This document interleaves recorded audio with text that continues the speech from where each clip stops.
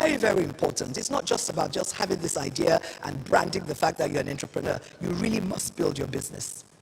And I go to my very last slide, which is succession planning. Now, I think for me, I was actually just being quite selfish when I was planning succession. And I think that, like most entrepreneurs, I just feel there's just so much to do. And I just feel that, I don't have only one thing that I was created to do. I just feel that there's just so much to do. And I knew that I couldn't express myself fully if I remained in that business. But in any case, I had been, laying the foundation for ensuring that that business was going to outlive me, even as long as I'd started the business. I was very, very intentional about it. And when you're in the service industry, it's extremely difficult because people cannot separate you from your company. They want Yewande Zacchaeus. Yewande Zacchaeus has now become a brand. But for me, it was about Eventful Limited being an important brand. And that was a brand I wanted to push. So I would very deliberately make sure when we went out, at least about 5 years before my exit, that whoever the project manager was, I would go to them with the first meeting. I would ensure they take the lead. I will step back. You need to let your clients begin to trust your staff. And you need to let your staff know that there's a future in the company. Because, if they don't feel there's a future, why are they going to wait? They're only going everybody, as you've said, man is selfish. Everybody wants, to work for their own good. If they don't see that there's going to be a future, they won't wait. So it was very, very important. We used to have our retreats for 3 years before I left. The biggest question at our retreats, what happens when YZ goes? Are all our clients going to go? Is this going to disappear? But when you have been very deliberate about building an institution, you have structure. People know that this is what you're known for. They know that you will, that everything that you have laid down, that you have said you will be, is what they will continue to be after. Then it made it easier. I empowered my staff. 3 of them, I had to make them shareholders, very happily so. So not only are they shareholders, they're also directors in the company. So they have ownership, they have authority. So that makes them know that, they have skin in this game and we're going to grow this business together. So it's very, very important. Let your staff, let them be valued, you need to affirm them, and you need to be able to let go. A lot of people were like, how could you do that? How come you didn't hand it over to your children? Both my children are actually in the entertainment business. Why didn't you keep it for them? Because it was never about that. It was always about building something that was going to be bigger than me. It was always about impacting lives and impacting people. It was about doing something that, nobody has ever done before and doing it well. And I think the evidence from the video and what we have done so far, and the fact that, will you believe that 2 years after I've left, the company is doing even better than when I was there. I think that's the evidence of the success of the business. So I close with just one scripture, which is one that I always used in building this business. I'm praying about my business. Psalm 90 verse 17. And let the beauty of the Lord be upon you, and establish the works of your hand. Yea, establish the works of your hand. Have fun on your journey. Thank you.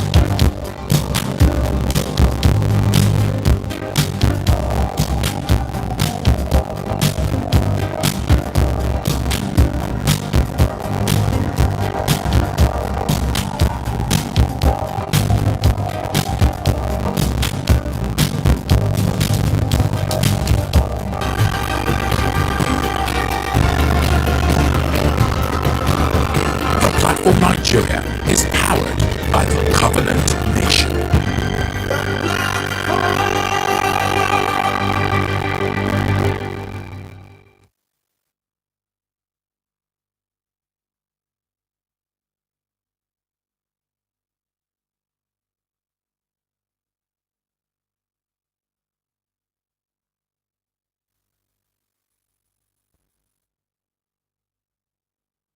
At the platform Nigeria, and let's just take a moment to appreciate all of the speakers who have, I sat back at on my chair and I said, we're getting all this for free. It's so powerful. So thank you so much to all of our speakers who have spoken today. So powerful lessons that we've gotten from so many aspects of life. And now we're moving on to the next corporate professional we're going to be listening to, and he's none other but Mr. Gbolahan Joshua. He's the Executive Director and Group Chief Operating Officer at FCMB Group. As a chartered accountant and digital enthusiast with over 23 years experience in the African financial services sector, he possesses a deep knowledge of the local and international financial markets and investor community.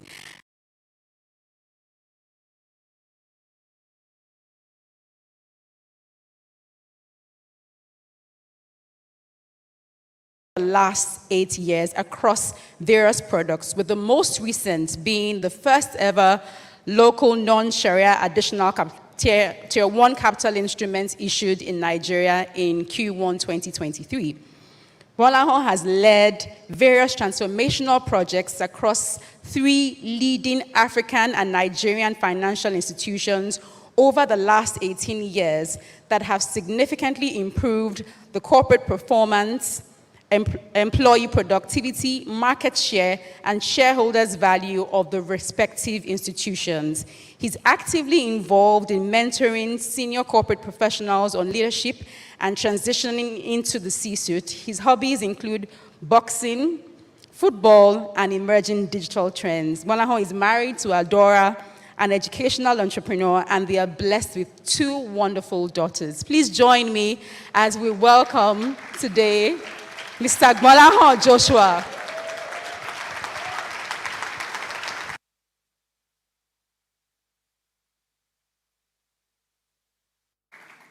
Okay, good afternoon, everyone. Normally, I'm in the studio, yeah? So this is a step up for me. I'm on the platform today. Thank you, Pastor Poju. Thank you, Pastor Tony, for this opportunity. And anytime people say I've raised money, you know, my wife is an entrepreneur, so she will always ask me, when are you raising money for me? Now, next slide, please. So I'm going to speak about entrepreneurship, but I'll focus on the myths, the fears, and the facts. Next slide. And because today is Workers' Day, let me first thank all the entrepreneurs in the room. I have a lot of respect for entrepreneurs. As an entrepreneur, I understand what it means to be an entrepreneur. Because without entrepreneurs, there will be no entrepreneurs. So, to all the entrepreneurs, thank you very much. Now, this slide shows 2 doctors. One is a vet, and one is a human medical doctor. And I'd like to use it to describe entrepreneurs and entrepreneurs. You see, the medical doctor is like an intrapreneur. When the patient comes, you have the advantage of asking him, what's wrong with you? Are you sick? He says yes. Do you have a fever? He says yes. Do you have this? He says yes. The entrepreneur is like a vet. Look at that dog. What are you going to ask it? The best you can ask the owner is, did he eat? Yes. How are you going to ask the dog? Is he digesting? You have to figure it out. Next slide. And you know, for every business that is going to live long, let me use that word, the business has to reinvent itself. And I'll give you an example. In 2005, the banking consolidation was going on. And I was working for a bank called Broadbank. And we're going to get acquired by Union Bank. And so we went for the meeting where they were going to, you know, discuss the share exchange. And after the meeting was over, I asked the guys on the Union Bank side, I said, are we not going to do due diligence on you? And so they told the Broadbank team to go. I was what you call today the CFO, and they told me to wait behind. I thought, these guys were going to discuss something serious. So they invited me into a room where they were all having a meeting, which they called Manco, about 18 people. Now, those days, our own boardroom just had chairs and seats. They had surround speakers, everything. And the CEO of the bank looked at me. He said, young man, you want to do due diligence on the stallion? Nobody does due diligence on the stallion. 4 years later, I was walking on that same road. Amcon was doing due diligence on the stallion. If you get it, you get it. So every business must reinvent itself, every business. And so what do entrepreneurs do? They look for a need that has a large addressable market. The addressable market must be what? Large. And why I put the picture of that dog there is because every entrepreneur must be curious. You must be what? You must be curious. Now, look at Indomie. Indomie makes noodles, yeah?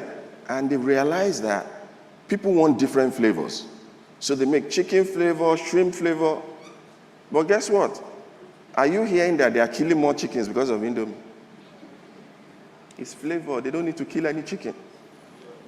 So Indomie chicken is selling. If you are raising chickens, you are not selling.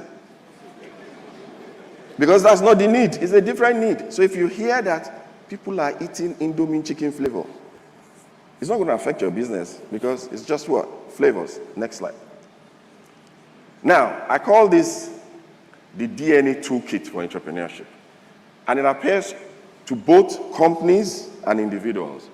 So, when you look at this slide, it says an entrepreneur. The business you are running, is it a sprint? If it's for now. Or is it a marathon, which is visionary? If it's for now, it's a hustle. And there's nothing wrong in a what? In a hustle. You just know it's a what? It's a hustle. The leadership team, did they hire you to think? Or did they hire you to think and execute? Some people will tell you, Oga, you're hired to what? Think. Just earn your salary. That's what you're hired to what? To do. The person is not building it to last.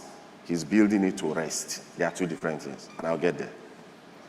Organizational purpose. If the only reason you set up a business for is money, and there's nothing wrong, but some people set it up for more than money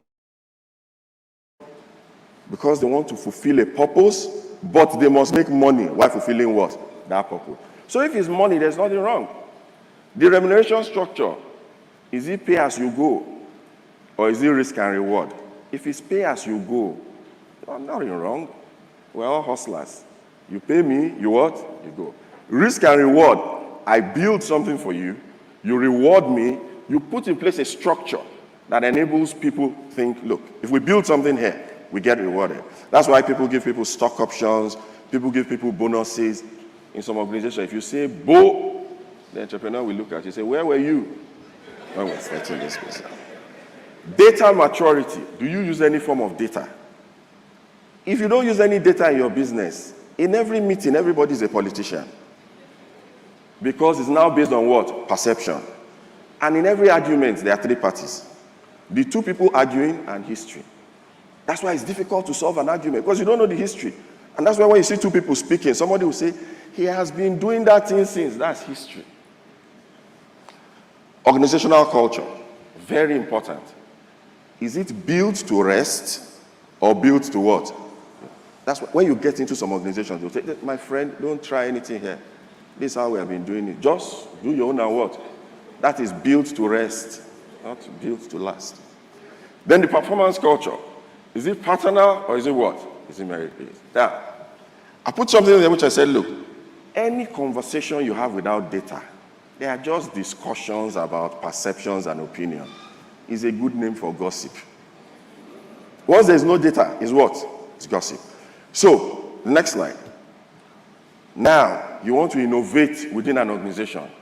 You see, every organization is still there because of some people.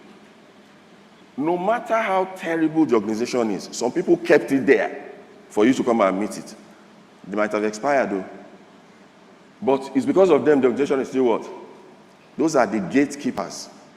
Then after the gatekeepers, you have what I call the old foxes. Those, you see, the gatekeepers ensure the organization is there. The old foxes ensure nothing changes. They are two different sets of people. And they are the innovator's dilemma. When you meet them, they are experts at waiting for you at the junction. They'll just be waiting for you. Now, and that's when I spoke about organizational culture. For the gatekeepers, is built to what? To rest. The next slide. And then I've put this matrix up. There should be more besides. Okay. To show the interconnection between the government, entrepreneurs, and innovators. entrepreneurs. So the government will create the enabling environment. Once that sector is attractive, entrepreneurs will come in. The entrepreneurs come in, and I'll use telcos and banks. After the entrepreneurs have come in, they set up the businesses. Then they need the entrepreneurs. So I'll give you an example. The telecoms companies came in. What were they doing? Voice, text, that's all, yeah? Banks were giving deposit and loans. A text message was created so that people can communicate what? You don't have to spend too much money calling the person. Cheaper way of communicating. And then one other telco came in and said, we can do per second billing. And it disrupted the market. And because of that thing called a text message, listen very well, a text message, the banks looked at it and said, we can build apps because people have phones. If there was no GSM, there will be no mobile app. So people innovated. They put the mobile app on the what? On the smartphone. And somebody thought, wow, it's not only people that have smartphones that should enjoy mobile banking.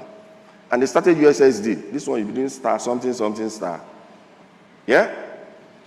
And then people came with WhatsApp, social media, and we all thought text messages are what? Dead. Next slide. Okay, this is actually the concluding part of that. And because of that, you see, it is because some people innovated. That's why you have Urgent 2K. How will you have received the Urgent 2K? Urgent 2K is a derivative of an innovation. Where will the 2K reach you from? It won't reach you. It won't get to the destination. Now, next slide. You see these figures? So at times I prepare my slides like this so that if it gets missing, you must find me. I'm the only one that can speak to the figures. See, in 2017, there's a telco, and everybody thought text messages are dead. They made 13 billion from text messages. And when Yvonne was saying you should read the annual accounts of companies, that is boring. It depends on what you are looking for. If you are looking for innovation, it's not boring. You will see opportunities in those financial accounts. And when you are speaking, people say you have market intelligence. Which intelligence? Intelligence that is available for all of us. You refuse to read. And the entire salaries of everybody in that telco was 23 billion. By 2022, none of you uses text messages again. You all use WhatsApp. That same company made 63 billion from text messages. And the total salary of everybody in that telco is 45 billion. You know why? Because some people innovated by using SMS to send alert. So the telcos just started making money from alert for doing no work. And look at how that money is now paying the salaries of everybody in the telco. They will just sit down. They'll be sending alert all around. That's entrepreneurship. In 2017, you know how many NIP messages were sent in Nigeria? 370 million. In 2017, by 2022, roughly 5 billion. NIP messages, all this urgent alert, urgent. As it is going on, some people are just making what? Money. Now, by 2022, I was looking at the financials of another telco. They lend money for airtime. They've made about 84 billion. The whole 84 billion is not airtime lending, no. They used to disclose it before, the airtime lending, but I think they now realize that people might say, this is too much. So about 90% of it is airtime lending. Because people want to speak. And see, they are meeting a very critical need, and I'll tell you what the need is. If you meet somebody who needs to make a phone call, and somebody is in the hospital, he can't afford not to have credit. So they're meeting a very urgent need. That telco made 84 billion from lending airtime. See, the second figure there, the 111 billion, is the total interest income made on loans by one of the top 10 banks in Nigeria. Obviously not FCMB. Can I have water, please? Total interest income. So what that telco made from borrowing people money for airtime is 76% of what a top 10 bank is making from giving loans. Now, you know what? This one is risk-free. You see this other one? You see this other one? This 111 million? By fire, by force. CRO, credit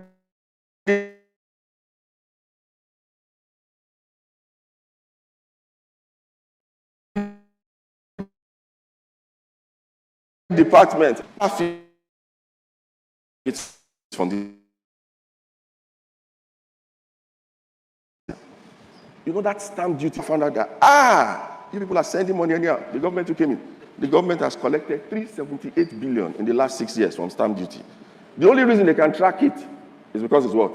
Electronic. Before it was electronic, how would they track it? So even the government has come to the party.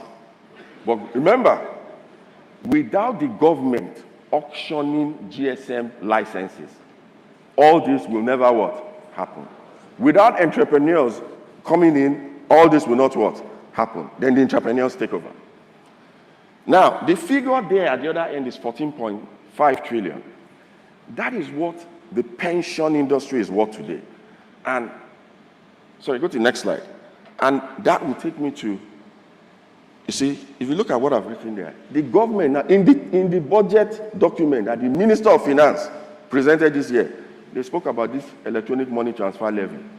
Even the government is not interested. This thing you people are making, we need it. Fola Adiola is an entrepreneur, yeah? He went into government. When you're in government, you have to be an entrepreneur because you are not the government. And he set up that pension industry. And so when people say you can't innovate within government, it's not true. You can innovate anywhere. It depends on the mindset.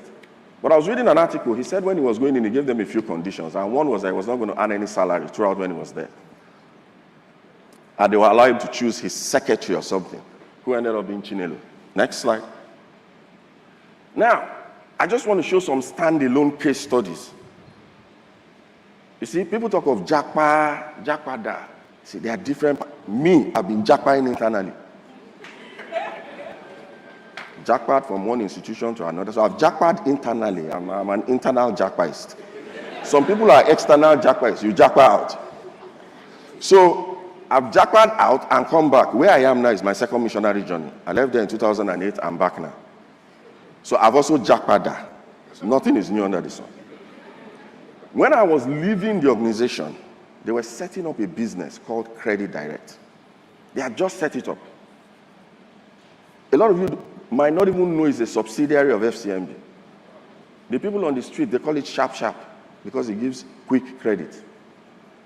That business, in the consumer lending market, by the time I came back, it has paid dividends of over 20 billion naira.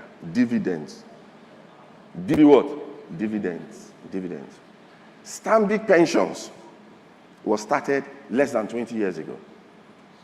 They contribute 58% of the dividend that Stanbic pays. Let me tell you something. Stanbic's dividend annually is over 45 billion. Last year, Stanbic Pensions paid the parent company dividend of 26 billion naira. One company. New businesses started. The founders are not the ones running it. Existing people. The last one, United Capital. I was working in UBA when it was spun off. Today, that business pays dividend. This year, 9 billion naira. Not earnings or what? Dividend. Dividend. Some of them are listed, some of them are not. Small case studies. Next slide. Now, you see, there are mental battles that entrepreneurs face. There's some things people don't discuss. You see, the society, it doesn't have a place for entrepreneurs. The society recognizes what? And that's what the society is a societal issue. So when you are going to school, your parents will tell you, do a professional course. You say, why? They say, so you can set up on your own. So, most people look at entrepreneurship as the end game. And I think one of the speakers spoke to it where he said, some people, I think it was Dr. Labran, said some people within They are hustling as entrepreneurs, earning less than they were doing before. But they'll just be saying, but my brother, we're still hustling. Excuse me. Okay. Now, Yoruba people will say, when you say you're an entrepreneur, they'll say, you know what that means? Your mates are building houses, you are stealing the nails. But it's wrong. Next slide. Sorry, put the slide back. And then a lot of entrepreneurs will tell themselves, they'll say, after this, I'm just going to walk away. Because guess what? When the status is gone, the phones always stop what? Ringing. But remember, for all the time you were there, they paid you. It's a contract. They what? They paid you. And you've got a platform to innovate.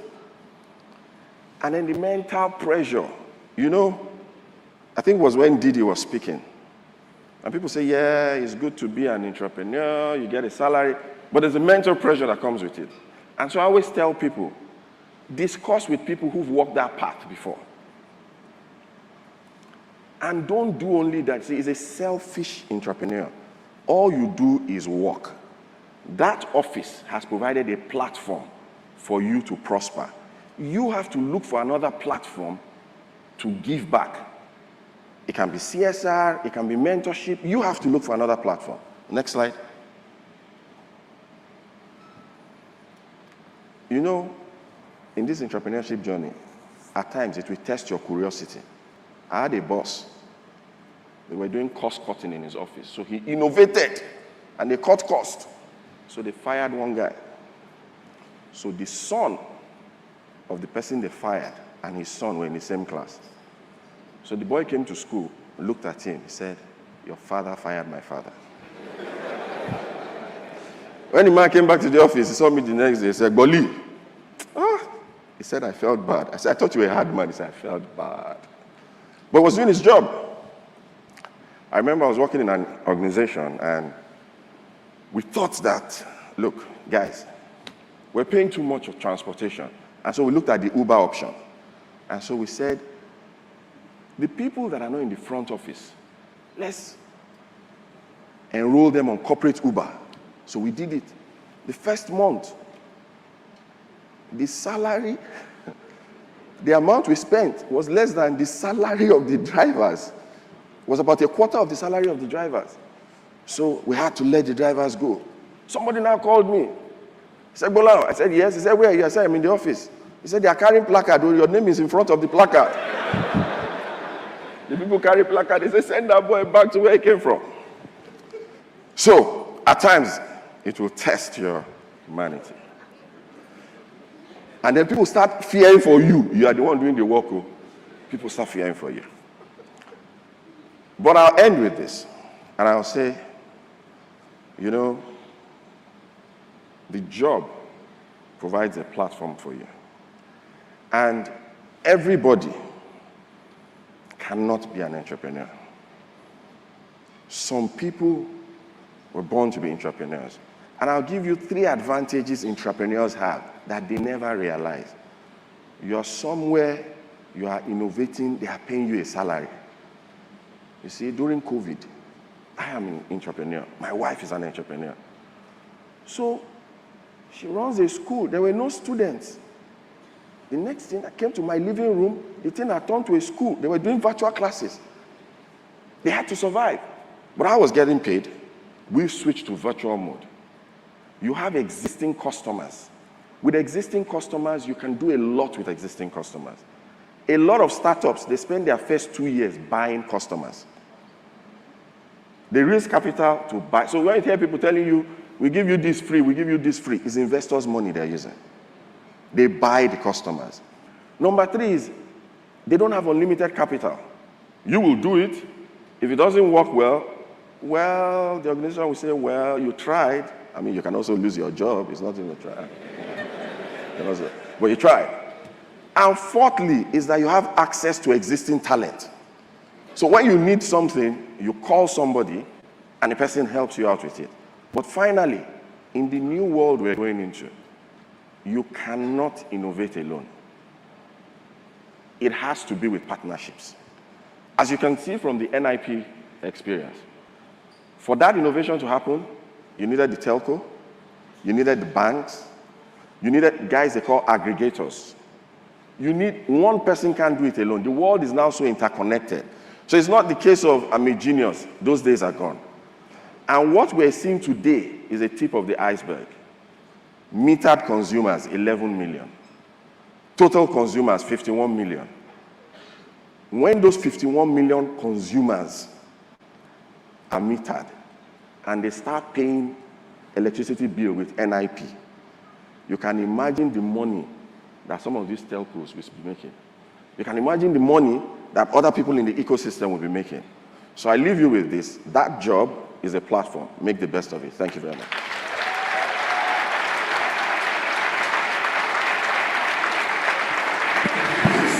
Alert! The Covenant Community Groups are back! There will be only one semester this year. Make sure you don't miss it. You've heard others talk about the great transformational experiences of their lives through the CCG. Ready for yours? Join us for the next semester of Covenant Nation Community Groups. From corporate professionals to people in business, from expectant mothers to foodies, from senior citizens to millennials, from tech enthusiasts to the entertainment practitioners, there is a community group for everyone anywhere in the world. Our diaspora community represents over 30 countries across 7 continents, granting you access to information on navigating new terrain, networking with like minds, helping you build relationships and companionships so you don't do life alone. Register to join one today and begin to connect with like minds, mentors and mentees while building your network. Head on over to tcncommunitygroups.org to join now. And remember to tell a loved one. Guess what? You can also win prizes when you refer other people. See our website for more details. You'll be glad you did.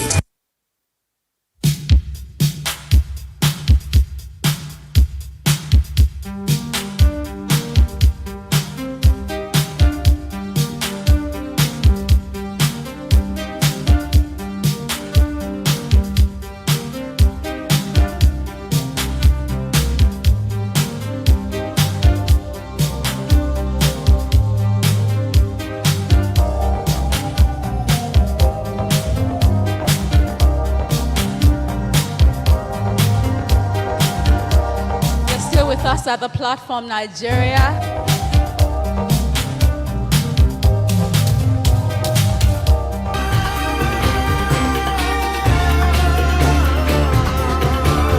The Platform Nigeria is powered by the Covenant Nation.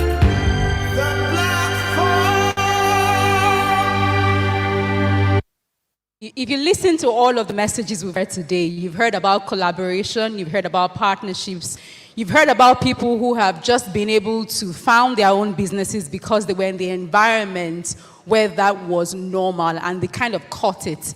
The Covenant Community Groups provide a platform for you to catch that kind of spirit. So please visit tcncommunitygroups.org and find a community group for your phase in life. Our next speaker is Tara Fela Dorotoye. I expected that. Tara Fela Dorotoye is a founder and current CEO of House of Tara International, who started the trend of bridal makeup profession in Nigeria. In a series of firsts, she launched the first bridal directory in Nigeria in 1999. She set up the first makeup studio in 2004 and established the country's first makeup school in 2005. And in 2014, she launched the Tara product line and hosted Nigeria's first makeup conference. She has empowered over 8,000 young ladies with the Tara Beauty Entrepreneur Initiative that makes them economically independent while building their entrepreneurial skills for national transformation. Under her leadership, House of Tara Business Case Study was researched and written by Stanford University and is currently being used by Ivy League institutions. She's an alumnus of the Lagos Business School Chief Executive Program, INSEAD Abu Dhabi, the Stanford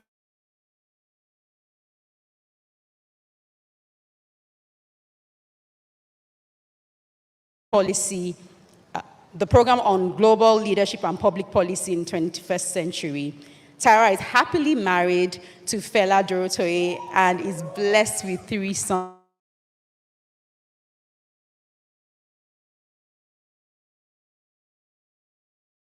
My mother said, when I got to the point where I said 8,000 young entrepreneurs, my mother said, oh, and my daughter was one of them many years ago, and I had forgotten. So thank you so much, ma'am, for all that you do as I invite you to the platform today. Please join me as we welcome the one and only Tara Fela Dorotoye.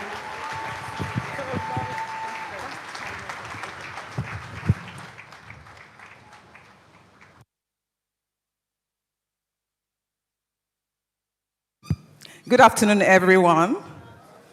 Good afternoon, everyone.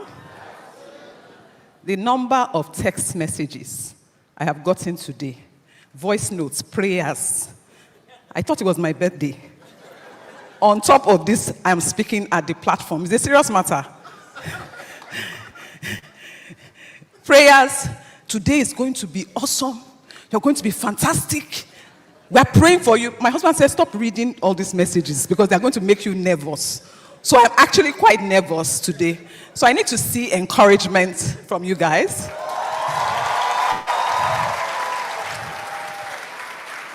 My sons are watching from the US and the UK, so just be shouting so that that's my mommy. Thank you. So I'm super excited to be here. 4 years ago in 2019, I was seated in this auditorium as a participant during the Leaders and Pastors Conference under the tutelage of Dr. Sam Adeyemi and Mr. Leke Alder. It was truly a transformational session, and I'm very excited and consider it a great privilege that I'm back here, but as a speaker in this same auditorium. So I'd like to commend Pastor Koju. Thank you. I'd like to commend Pastor Koju, Pastor Toyin, and the team for such a rich plethora of speakers from diverse entrepreneurial ecosystems and the gender balance. I said it. I said it. And if you're a woman in this auditorium, please let's give the church a round of applause. Stand up! I can't hear you. No, that's not good enough. Let's start again. If you saw the gender balance, 6 for 6. You saw it?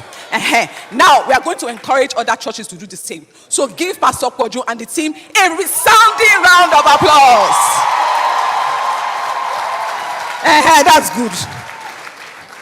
Thank you, sir. Thank you. But also thank you, especially to Pastor Kojo, for building the body of Christ with such great programs like WAFBEC, the Leaders and Pastors Conference, and of course, the platform. WAFBEC is such a great way to start the year, if you ask me. So if you've never attended, I want to recommend it to you. Shout out to my covenant brothers and sisters who make it a point to send me the link every year. You know yourselves. So well done. I see you. Okay, so I'm wearing 3 hats today. One as a founder, CEO of a beauty company that is a platform and a network to create entrepreneurial opportunities for people in the makeup and beauty industry.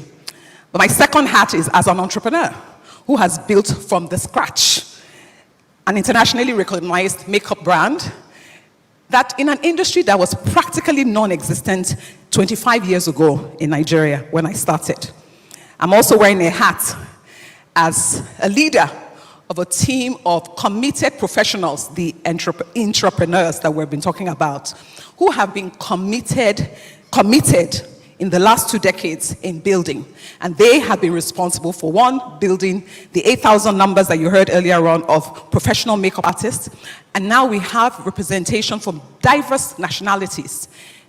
People have come from Botswana to Nigeria, Namibia to Nigeria to come to our Makeup Academy, which was founded 20 years ago. It's not beans. We've also trained and developed over 15,000 beauty entrepreneurs who've become active players in the industry. Some of them have gone off to create their own brands, but creating job opportunities in the country and across the world. I think one of the ones that I'm also most proud of is building a brand that can be franchised. And so today we have retail stores in all the major cities in Nigeria. In Lagos, we're in Lekki, Amuwo, Odofin, Surulere, Ikeja. We're in Kano, Kaduna, Asaba, Uyo, Ibadan. You were going to clap? I wasn't sure. But having said that, created 500 minimum, 500 products in a product line, the first indigenous makeup brand in Nigeria. And we're talking about foundations, powders, lipsticks, and all the things that make women look more beautiful than they really are. But I stand here today as a product. I know that you all know that it's not easy to start a business, to build it, to grow it, and 25 years still be standing. But I consider myself a product of grace and of grace. So today, I bring to platform my own entrepreneurial stories. I like stories, so I'll tell a lot of stories today and try and help us to see, different angles on the subject of innovating into the future. And I'm hoping that you'll find useful tips as I present to you my own stories as well as you innovate into the future. A wise man once said, I'm sure some people know who the wise man is. You can see the smile on my face, so you have an idea who the wise man is. I am blushing after 22 years, but he's still a wise man, huh? Okay. The future is not a date on a calendar to be revealed. The future is everything that you can be, but haven't yet become. The future is everything that we can do, but have not yet done. The future is everything that we can have, but have not yet possessed. The future is not ahead of us. The future is on the inside of us. I stole that quote from Mr. Fela Durotoye. So our challenge and responsibility is to deliver the future. So in my opinion, when I think about innovation is the process of delivering that future. It's that process of delivering that future. And many times we're thinking to ourselves, is there innovation in me? I'm unsure that there's innovation in me. And I'm going to share scripture later on to confirm that there's truly innovation on the inside of you if only you key into it. So I saw a definition of innovation that I really like. Innovation has been defined as the process of making an idea or invention into a good or a service that creates value for which customers will pay. For which customers will pay. Bola was talking about a big enough market earlier on. Okay? So they have to be able to pay, but the market also has to be big enough, and that is what entrepreneurship is. So entrepreneurship, on the other hand, is your ability to be able to see challenges as opportunities. You have to have the ability to see challenges as opportunities. You also have to have the ability to create a solution that can be packaged into a product and served to a clientele base that is willing to pay for it because they've seen value in it. So you must have the lens of seeing challenges as opportunities. You have to have the capacity to create a product that is a solution to the challenge that you've just seen, packaging in such a way that is directed to a particular market, and they must be willing to pay for it. But lastly, at a price point that keeps your business sustainable for growth. So you can innovate, but that doesn't make you an entrepreneur. You can innovate, you invent, you create, but the ability to find the customer who is going to pay consistently for it, that is what makes you an entrepreneur. So you need to come out today and say to yourself, well, I have invented, I have created, but that's not sufficient. I need to find the market. I need to find the people. And I need to put it at a price that they are willing to pay for it consistently, such that I can have sustained growth. And that growth must, of necessity, be profitable. So if we're going to create solutions, let's think of packaging the solutions in a good way. So I would like to use this opportunity to share some stories of innovation that House of Tara has experienced. We have many innovative, I guess when you heard my profile, you hear a lot of first. I think we're very lucky to have also been innovation as a part of our business. And one of the stories I remember when I think about innovation is the summer of 1998. Some people may consider it mundane, maybe or maybe not, but I think it's done a revolutionary work, and I'll explain shortly. So the summer of 1998, a very prominent Nigerian man's daughter was getting married, and the daughter wanted this magical wedding. She wanted to get a beautiful dress. She wanted to be able to walk into the auditorium where her white wedding was going to take place and know confidently like she looked stunning, and that the man who she was going to be wedded to would look at her and say, yes, this is truly the bone of my bone and the flesh of my flesh. And she thought about the different images of what she wanted to see. A dress, nice hair, makeup, just perfectly groomed. But there was a challenge. And the challenge was, who was the person that could help her present herself in such a way, from a makeup standpoint, that she'll be confident in herself. At this time, it was aunties that just apply one red lipstick for you when you're getting married. And if you were here 25 years ago, you know, or you got married before that time, you know that there were no makeup artists in Nigeria. But on the other side of town was a young law undergraduate who had this skill of helping her classmates who were going for law dinners and saying to them, I can help you do your makeup. And they were not paying really for it. But she enjoyed the feeling she got from transforming these ladies, and the ladies looked forward to it consistently. Soon enough, a friend said, why don't you start this thing as a business? And the question was, is everything a business? Well, this was potentially a business. But she went about her classmates to say, do you know anyone who's getting married? Do you have a sister who's getting married? Do you have a cousin who's getting married? Can you tell them that there is now a makeup artist in town? And soon enough, our prominent man's daughter, one hand had a challenge. On this side of town, a young undergraduate had created a solution that has been packaged into a product that she knew could be priced properly, and she was ready for an exchange to take place because she knew that somebody had found value in it. Their paths collided, and as they say, it was a marriage made in heaven. That young entrepreneur is standing here today and has built a beauty business 25 years from that seed. From that seed. But it's not enough that she has now built a business. Is the ripple effect of the decision and the courage to take that step.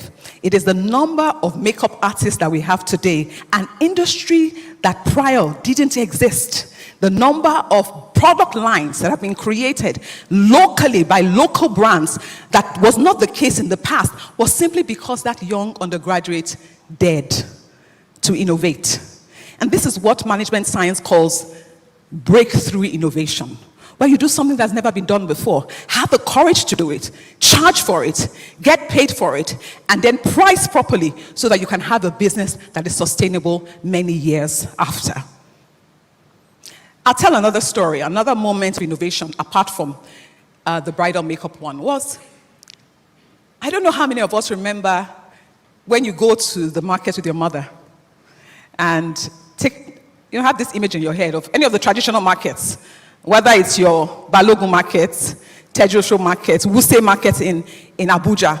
But you're going to the market with your mom. And where does she buy her makeup? Where? In the market, right? But she takes you along with her.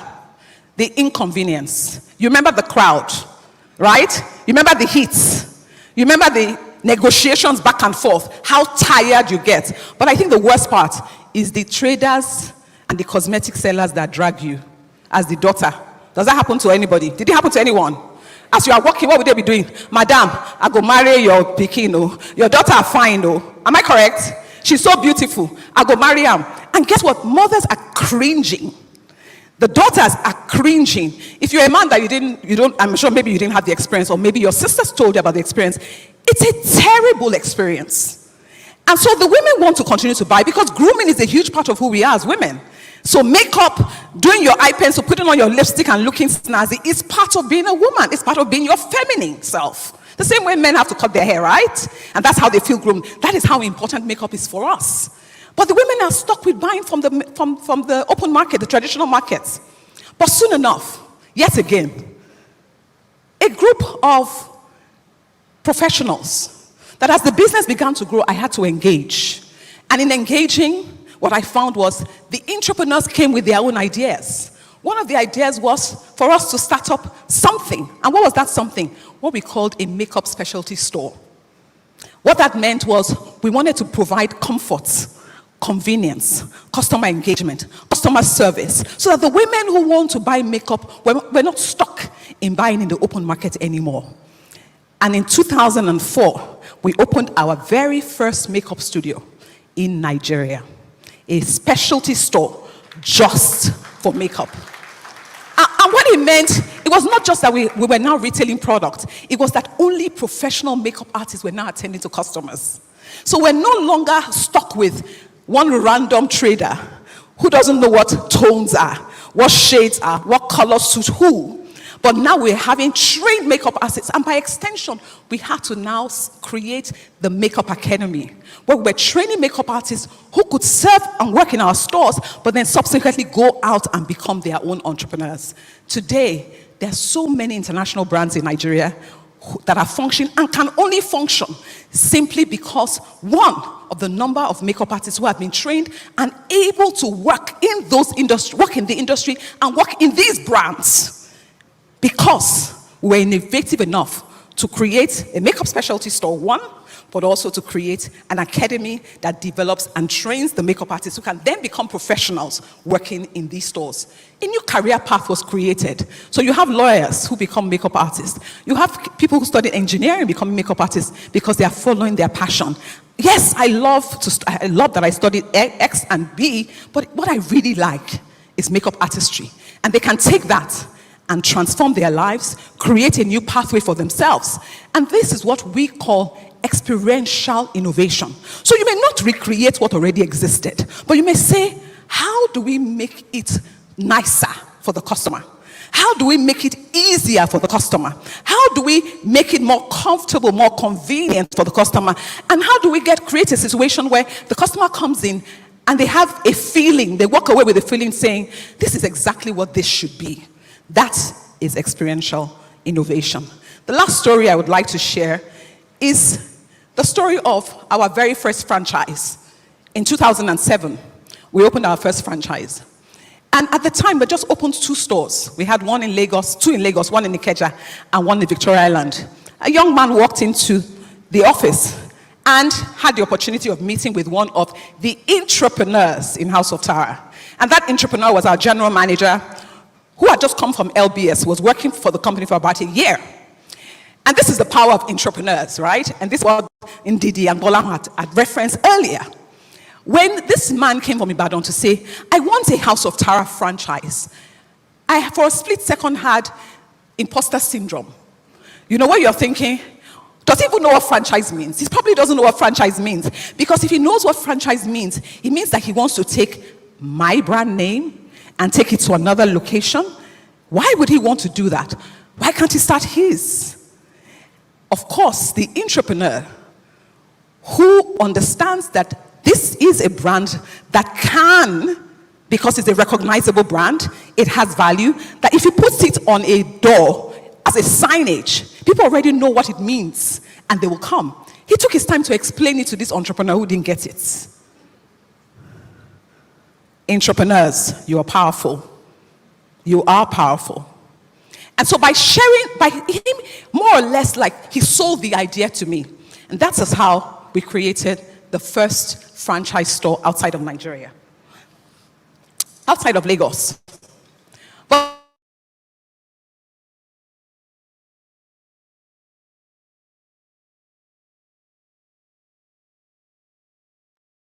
100 stores. It is possible, as long as the government creates an enabling environment, as Golan had said. There was a time I even thought that we would open 1,000 stores. Well, that's a conversation for another day. Now, after the Ibadan franchise opened, we got another franchisee from Port Harcourt. In the first year that she opened in Port Harcourt, she decided she wanted to open a second franchise. So here we had one in Ibadan, 2 in Port Harcourt. And then I said, you know what, let's go. How far? And in 1 year, we just churned out 10 stores. Because there was a gap, there was a challenge, innovation came to the rescue. And when innovation came to the rescue, we saw growth. And that growth is not just for that time, it has been sustained till now. And it is what we see in that industry today. And so what I'd like to say in closing is, let's look at 1 Corinthians chapter 2, verse 9, that says, our eyes have not seen, ears have not heard. People are Bible students in this church. And it hasn't entered into the heart of man, those things which are prepared for those who love the Lord. How many of you love the Lord? How many of you love the Lord? What that means is that there is something that is on the inside of you, that it's innovation. The Bible says there's a spirit in man, and the inspiration of the Almighty gives him insight. Insight is the prerequisite for innovation. There's some kind of intelligence, spiritual intelligence that we have when we pray in the Spirit. And the more we pray in the Spirit and we listen in and tune into our spirit man, things are dropped. Witty inventions are dropped. And as long as you're a person of the Spirit, it will come to you. So when you're praying in the Spirit, make sure to take the time to take notes. Take your book and your paper. You're almost saying to God, I'm coming expectant of insights. And because I have the Holy Ghost on the inside of me, this insight has capacity to innovate. So I may not see, but I may have some data. Bola was talking about data earlier on. So everything that is not data oriented is all what? But we have the capacity to get some spiritual data. And the gift of the Spirit that we all operate in, because we have the Holy Ghost, has the capacity to sow those things into. So when people ask me, then, how did you think of this? How do you think? Because there are too many innovative things that I did. All I say to them is, as a young teenager, the church that I went to, my pastor was a teacher of the word. Indeed, he knows. Taught faith. And as a teenager, every day we get to church, 2 services in the week. The church was never big, it was like 15 people. But you can be guaranteed that you are mandated to pray all Pauline prayers. From Philippians, Ephesians, Colossians, Thessalonians, Philemon, and Hebrew. And you had to pray those prayers. Maybe I didn't even understand what they meant. Till today, as a mother, I still pray my Pauline prayers. And I ask my children to pray their Pauline prayers. And if I phone you and I ask you to pray, I will know whether you have been praying Pauline prayers, depending on how smooth. My children have caught me now, they are listening. But this is what I believe. And we're people of faith. And this church is a church that teaches the word, insights. Faith for insight for living, period, end of discussion, right? So the insight that we're getting is not for us to sit pretty in church. The insight for us is to go out into the world and make disciples of all nations, baptized in the name of the Father and of the Son and the Holy Ghost, teaching men to do all things. And Lord, Jesus said, I will be with you to the end of age. Discipleship will come from us if we're innovative. Let's not wait for the world to teach us innovation. Let's teach the world innovation. God bless.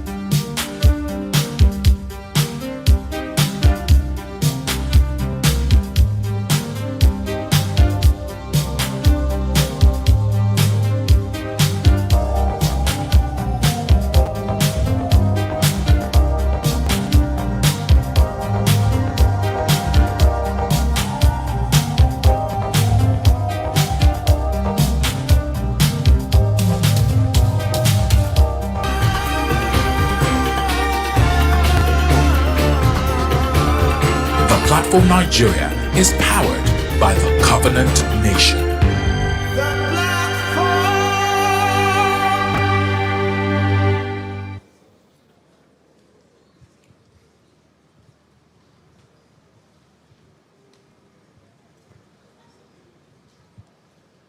Those of us who are following, we know who we have not heard, right? We know who we're expecting to hear. Fantastic. So let me just bring up our next speaker, who is Audrey Jo Ezigbo.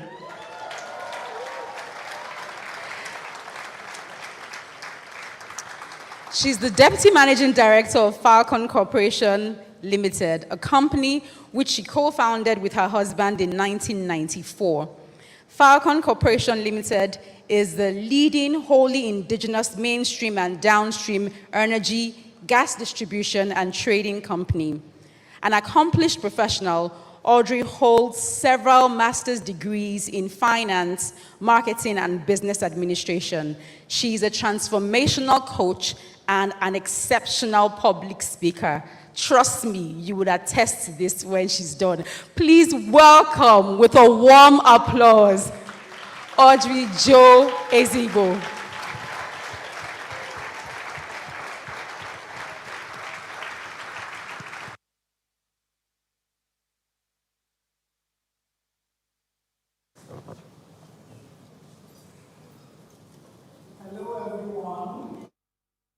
Very good afternoon to you. As always, my most respect to Pastors Podju and Toyi Oyemade. So we're speaking today about innovating our way into the future. And I would just like to share some thoughts from today's session. All right, so we always start from the perspective of the problems. And why is this necessary? It is because, as has been said repeatedly, the whole world is changing. And that pace of change is rapid. So as I put it, there are evolutions, there are convolutions, there are undulations, there are so many moving parts that we have to grapple with on a daily, consistent basis. And what this means is that the word normal has actually ceased to exist, or at best exists for just a few minutes, seconds, hours, or perhaps days. So it's an evolution of seasons. And what this means, therefore, is that when we think about ourselves as entrepreneurs, we cannot afford to be static in any way. It's really hard now to do a lot of long-range planning, but at the end of the day, we still must be adaptable and connected enough to what is going on as far as our businesses are concerned. And the truth is that, as used to be said, it has become more so true than ever before, that if you're not innovative as an entrepreneur, you actually risk just going out of business. Now, if this is true for your particular business and your particular industry, I promise you that is also true from both the national and the subnational level. And why is this? It's because of the paradoxes, especially as Nigerians. What an amazing nation we are. We are a nation of the craziest forms of paradoxes ever, isn't it? I mean, we're a country that we are as resource rich as we are deficient in the optimization of those same resources. We're a nation that is blessed with gas, with water, with sunlight, things that we can use to generate electricity and power for the entire nation, and indeed export it. At the same time, oh wow, we will not be surprised if they took light right now, would we? Yeah. So we're a nation that is as richly endowed with a huge, gifted, entrepreneurial, vibrant population, as we're also burdened by the dearth of available opportunities for those, that vigor to be channeled into profitable expressions of enterprise. So whether we like it or not, we always find ourselves starting the conversations with Nigeria around problems, around the paradoxes. And this is not hard to imagine. Because by whatever metric you choose to look at the nation, I mean, whether we're talking about GDP growth rates, whether we're talking about inflation, whether we're talking about youth unemployment, whether we're talking about security from whatever dimensions, exchange rates, the level of manufacturing, the deindustrialization that we've seen happening in this country over years. The truth is that everywhere we look, we see that we are in a precarious position, and quite frankly, the next set of steps that we'll take as a nation could either reposition us back to our glory or tip us further into an edge. Because you see, there is a future that is coming, whether we want it or not. So we've all talked this day about the level of unemployment. We talked about 41%, thereabouts. Here's the thing. When we talk about India and China, there is one statistic that was not put out today, and that's the fact that Nigeria is actually poised to become one of the most populous nations, right up there with them. And the question then becomes, what happens to us when that happens? Because it's difficult enough as we are now. We are in a country where the GDP growth rate is lower than the population growth rate. That should tell us that something interesting is going on. And here's the thing, I was at an energy conference recently, and we're talking about the fact that, we keep looking at the international world to solve our power problems. And I remember one speaker said something, he said, let me tell you, nobody's coming to save you. You have to save yourself. And this resonates with me because I truly believe that the greatest solutions that we're going to have to the problems that we face, they're going to come from within us. And that brings me then to the issue of posture. That as entrepreneurs, we want to ask ourselves, when we dimension and stare in the face the many, many challenges that are in our environment, what happens? Can we afford to be overwhelmed? I say no, actually. I say no. I think that, as has been said repeatedly, when we hear the problems and the challenges, we begin to look for the opportunities where we can plug the gaps. And that's the message I want to bring today. That first and foremost, private sector must necessarily be staring those challenges in the face and thinking, what kind of adaptations and innovations do I need to be part of to reset and recatalyze this nation? Because it's very possible.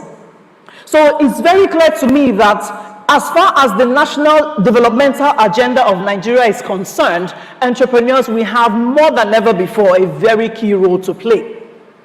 And we've done well, so let me first celebrate that. I applaud every single entrepreneur in the hall who has been a big part of contributing to the GDP of this country. Because when we look at the GDP of Nigeria, that formal and informal sector, you and I, we have done very well. But guys, guess what?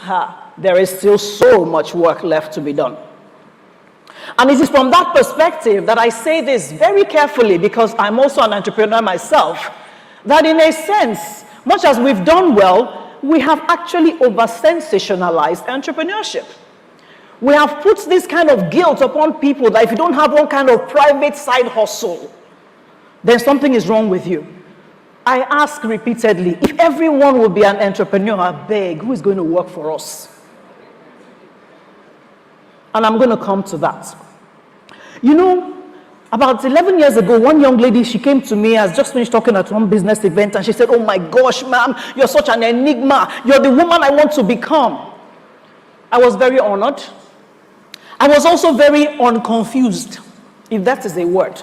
And why do I say that? Because I recognize that if there is a woman called Audrey Jones Ezigbo that someone else considers an enigma, it is because on my journey, I have ridden on the backs of those that have gone ahead. It is because there are people who are partnering with me. There are people who are placing their goodwill, their resources on my behalf. There are people who are praying me through. There are people who are taking the thing that I call my vision and running with it. And that brings me to this issue.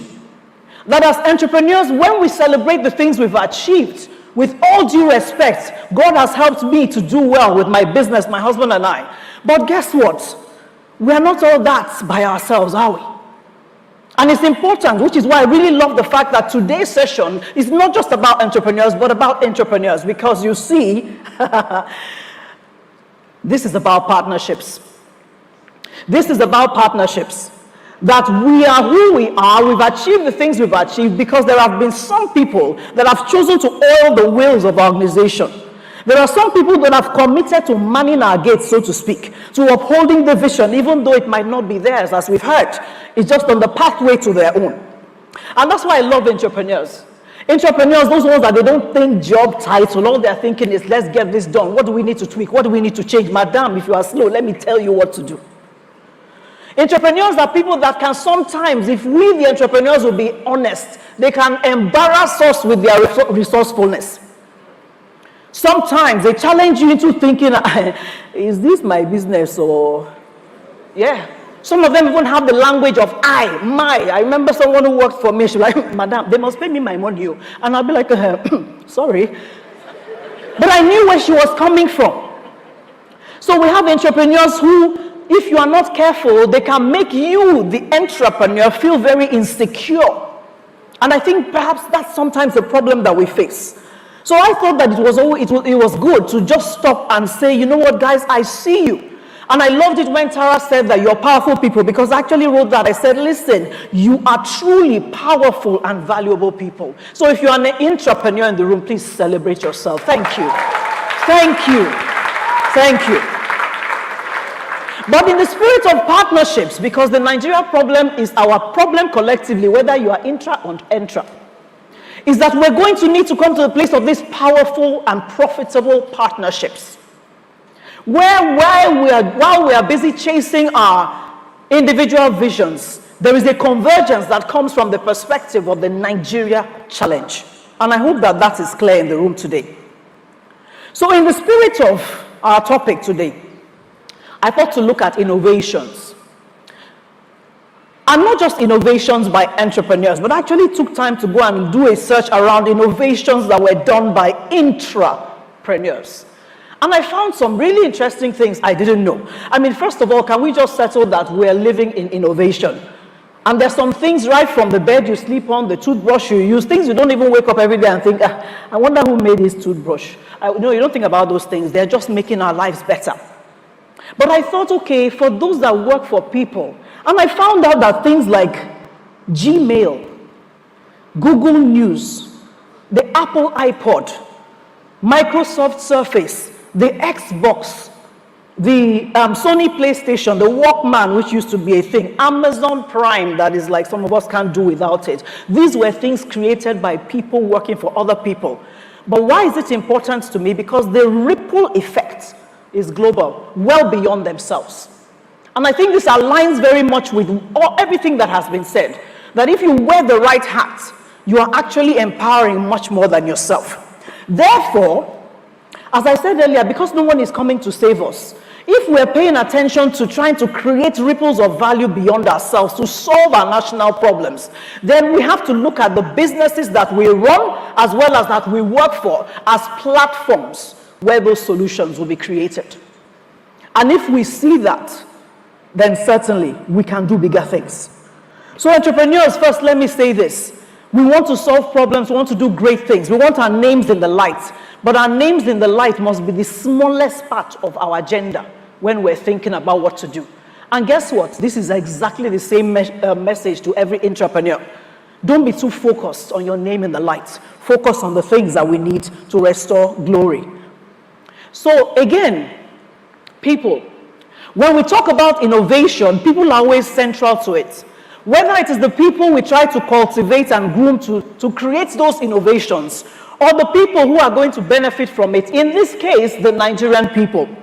So innovation is, in the place of this partnership, as I said, is profitable. We begin to think about the things that we can do to make life better for everyone. And when I say everyone, it could be that just within your organization, you're thinking, how can I make this place better? So that the business is better, so that my colleagues were working in a better place. And that means we must be thinking 360 around every single dimension of innovation. So we can be thinking about the product innovation itself, where we want to create new products or improve the functionality of existing ones. Tara touched on that as well. We may be thinking about processes. Everything you complain about within your organization from a process point of view, everything your customer complains about on the other end, needs you to sit down and wear a cap for how can I tweak this? It can be something where we're thinking about the process, the manufacturing, or the entire organization. Can we even change how we do business? Who said it must be like this? Maybe we're the ones that can recreate the work styles of our industry. Now, why is this important? I think that when we begin to dimension what we do, whether as the business owners or the people working in them, and we're thinking more all about creating value for the people within and outside of our organizations, what happens is that we begin to see more opportunities where we can service people, where we can make life better, more enjoyable for the people that are around us. So let's think about that. It's always about people. Let's not miss it. I want us to look at a couple of images, and I will not say anything for a few seconds. Please look carefully. And no, the tech people didn't confuse my presentation. I know I'm in oil and gas, and yes, it is plantain. Do we see? How about this one? I want to thank 1Q Food Platter for these images. That one that says, I love dodo. That's mine. I love that. I saw something on WhatsApp once where somebody said, I'm very sure that the person who first thought to fry plantain made it to heaven. I totally agree. But guess what? The reason that I've put this here, I could have come talking about energy, it's my space, about gas, it's my space, power and all that. But I really wanted to have a conversation around perspective. Around perspective. I did not put pictures of food to in any way trivialize the things we're talking about today. What I'm actually trying to do is to bring it down to such a level that every single one of us can find ourselves in the conversation. Because when we talk about innovation, it's so easy for us to begin to think about the big things. Flutterwave, fantastic. Andela, Sony Walkman, or whatever, the things, we have the big things. The ability to even project multiple screens, the devices we carry, it's so easy for us to be thinking about that. But it seems to me that from a perspective point of view, if we would understand that innovating our way through the future, innovations, generally speaking, have to do with both the big and the small, then we can all situate ourselves in that. And I'm going to explain why those pictures were relevant. So it struck me that if we can get away from this construct where we think innovation is really one big wow thing that is shiny and bold all the time, that if we get out of that, or if we don't get out of that, I should say, we're going to miss the many, many small but tweakable, easily tweakable expressions of value that we can create within and outside of our organizations. Things which then have the potential, as they gain momentum, to radically transform our environment. And I will explain what that means. So, two things can happen. One, if we see that innovation is about big, is about small, is about product, service, process, everything, just how can I do the next thing better? Not necessarily only about creating that new thing. Then we can begin to see incremental change. And then it's easier for us, especially entrepreneurs, to assign rewards, recognition, and value because it doesn't shake us in any way. We know something new is always going to be coming out. And then that brings me to the conversation about our projections. This is the conversation about the future. That if we recognize that innovation is about big and small and everybody needs to come in partnership, then it's about the future. And this, for me, is the conversation about intentionality. So the question I have is, what is the future that you see? If you had to create an avatar for your future, what does it look like? Let me bring it into context in my own industry. We can see clearly, as has been said, we have 50% of the population of Nigeria is below the age of 17. Actually, a more dire statistic is that 70% of the population is below 25. What this tells me is that there's going to be a need for energy that can drive and power industries and the various ventures at different levels so that those burgeoning youths can find productive expressions for their talents and their energies. This tells me already that I must be in the space of research, of understanding the direction of growth from a power point of view, from an industrialization point of view, that actually it creates opportunities for me even to think about beyond supplying gas. Maybe I can even get into the end user side and begin to build factories that will use gas. Not because I want to do one more business, because those factories will employ Nigerian youths. Can you see it? Now, in case some of you are still wondering, but madam, you said you're going to talk about plantain. Let me explain why those pictures were there. Dubai in 2022, according to their World Travel and Trade Council, Dubai earned $29.4 billion from tourism. Tourism, $29.8 billion, multiplied by 745, and tell me the size in the Nigerian context. We as Nigerians know that we have a country with the most phenomenal tourism sites, potentially phenomenal, if we would map them out properly. It's been a conversation over decades for Nigeria to build its tourism sector. I want you to imagine with me that we're able to create this future where the world is coming to us because there are some beautiful tourist attractions. I hope you understand that we need to up our game too, because it now becomes a question of global competitiveness. It now means that your ordinary boli can't just be that thing you're roasting at the roadside, that you need to prepare the gourmet version that can command dollars. That is the point I was making. Because it will be so easy for somebody who is running some little business here to be thinking, let them be innovating. How can Flutterwave be on the conversation? Me, that I'm just managing this, my small business, will be talking about innovation. It will be so easy. But if you can see that future, it tells you that from the perspective of globalization and opportunities, if you can just come up higher, the potentials are enormous. So as we think about this future, therefore, and as I said, what are you seeing? This future means we're forward-looking. We're not constrained. We're not limited by, we're thinking about what can be more efficient? What can I do better? Because I am competing not with myself, but I'm competing with the globe. It means that we're not even allowing ourselves to be constrained in that thinking also. That the challenges we face around us don't become the thing that don't allow us to see the possibilities that do exist. Thinking about the future, of course, means that we're thinking about the end user. What is going to happen out there? These statistics we hear about demographics, what does it mean? What does it mean? What kind of capacity do we need to build to address the demographic changes that are happening? How can I plug myself in there? When we're thinking about the future, it goes, and I hope you notice that I'm using the acronym for future, right? That is the technology. It has been said enough here that the world is being driven by technology. All we are hearing is AI, blockchain, and so on and so forth. Even in your own business, there are things that you can do. Within my company, we have a software that is called Assidious.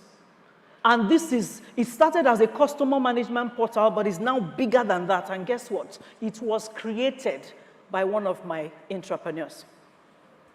And it was functional enough and efficient enough to allow us to put away our initial thought of bringing in some foreign ERP. We're working with something that was built by one of us. There's so much potential when you think about technology. So when you think about the opportunities and the level of connectedness, what is happening in the environment, how do you situate your business in it? Even if it's not there today, what is that pathway and how do you begin to take position? Of course, we're talking about our resources. I believe that in the context of the innovating to the future, I don't want us to be innovating for the sake of developing somebody else's land. Excuse me. As we're thinking about where we need to go as a nation, I want every entrepreneur in the room to challenge yourselves to think, what kind of import substitution, what kind of resources that are built here locally can I use to change and tweak something in my business so that it is domestic capacity that we're building? Even if you're in the food business, we have a local company, maybe several, that are making spices. I want you to go into your store and look at how many foreign brands are there. Toss them. Go and buy our indigenous products.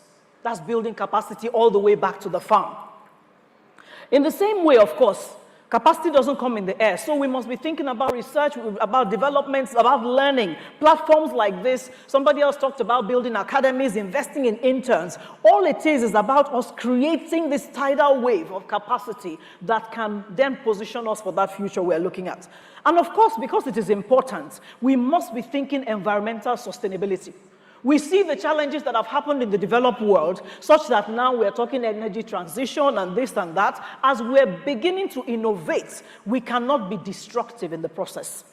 So when you think about the changes in your business, please think about them from that sustainable point of view. How can I reduce the emissions? How can I be more socially responsible? What can I reuse? What can I recycle? All those things, they come into this place of the basket of the kinds of innovation that we as entrepreneurs must be thinking about to move this nation forward. And lastly, because my time is far spent, I want to land on the place of asking all of us to make a pact, a fresh pact with our country, a fresh pact with our employers, with our organizations, with the society, with our fellow man, and with God indeed. And what is this? It is that as we think about this future that we desire, right? Given the context we are starting from, there is need for very radical type of thinking. Otherwise, we will get ourselves locked into the mire of grumbling and complaining and not moving ahead with the kind of energy and dexterity that is called for. What this means, therefore, is that at the end of today, having listened to all the phenomenal speakers you've listened to, taking the points you've taken, you need to go back into your business, into your job, and begin to think. Ask yourself many questions. What needs to shift? What is going to be different because I was at the platform this year? What kind of value can I bring to the society that exists and is evolving? How can I facilitate that culture of entrepreneurship, intrapreneurship? You know what? For those of us who run businesses, let me say this. You want to be careful to walk away from this sense that because you own the business, you are the only one that can be crowned king. You must allow your people to own the win. It was said earlier that people can find that alignment between the corporate vision and your own as long as they can see that they are valued. So let's be very careful to, allow our entrepreneurs to shine. They're the ones who are going to help us to do the bigger things. And for entrepreneurs, we can't say it enough. Please take where you work as training ground. The people that leave paid employment and end up building successful businesses are the people who gave it their all when they were working for someone else. Because I can promise you that God understands something. You cannot come and work for me and give me 20%. When you start this, your fantastic business, you'll find who will give you 100%. It doesn't work like that. I want us to try to imagine something, and I'm going to leave you with these 3 things. So first of all, I have said this, that for us to be thinking, innovating into the future, regardless of what industry or sector you are in, you must have some kind of an avatar. And if you are tracking the avatar, you will also be seeing the evolutions, and you keep adapting. If you're anything else as an entrepreneur is adaptable, you must be. That's one. Secondly, I've said that you must pursue innovations with a very high level of intentionality at every level and scale. Don't look only to the big things. And I want us to imagine an environment that is charged with such a sense of ownership, a self-driven focus, and a mindset of continuous improvement. Just imagine that everybody is moving around thinking, how can I do this better? How can I make this better? When you get to the work, the energy is around, hey guys, what do we need to do? When you go into some kind of, gathering anywhere, your first thought is, what are they doing well, and then what can we do better? Imagine that culture of excellence pervading the entire country, not just on our enterprises, the entire country. Can you see the tidal wave of positive transformational change that can happen? And lastly, I want to submit again, because it is really key, and I think is the biggest message for the platform this year, that everything we desire, this future, is going to be underpinned by the powerful, very powerful and valuable partnerships that will exist and must exist between entrepreneurs and entrepreneurs. Because when the problems come, they don't differentiate. I've never seen the problem that first asks you if you work for somebody or you own the business. I want us to just walk away with this. A commitment, this is the pact, as I wrap up, or as I end. That whatever I need to do to engender and to advance powerful partnerships that are in singular pursuit of progress from both a national prosperity and posterity point of view, I commit to doing it. A lot of scriptures have been thrown out. Fantastic. A lot of injunctions have been given. I want to add just one. When they talk about future, we all think technology, and that's great. And AI, we've talked about it. I leave you with this, that as we're thinking, innovating into the future, there is one AI you must not miss. So tap into the alpha intelligence. Thank you.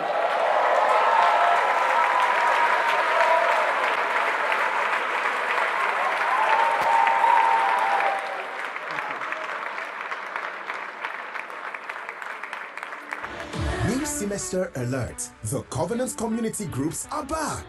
There will be only one semester this year. Make sure you don't miss it. You've heard others talk about the great transformational experiences of their lives through the CCG. Ready for yours? Join us for the next semester of the Covenant Nation community groups. From corporate professionals to people in business, from expectant mothers to foodies, from senior citizens to millennials, from tech enthusiasts to the entertainment practitioners, there is a community group for everyone anywhere in the world. Our diaspora community represents over 30 countries across 7 continents, granting you access to information on navigating new terrain, networking with like minds, helping you build relationships and companionships so you don't do life alone. Register to join one today and begin to connect with like minds, mentors, and mentees while building your network. Head on over to tcncommunitygroups.org to join now. And remember to tell a loved one. Guess what? You can also win prizes when you refer other people. See our website for more details. You'll be glad you did.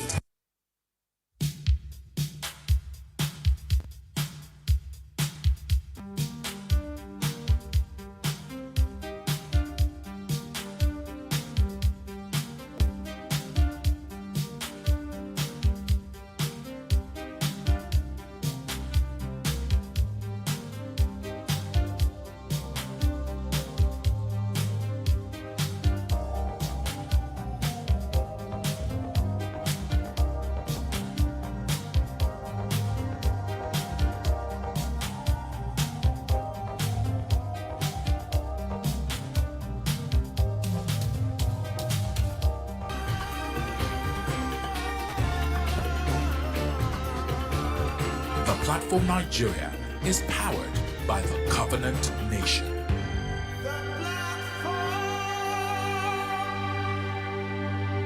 You're live at the Platform Nigeria, and our next speaker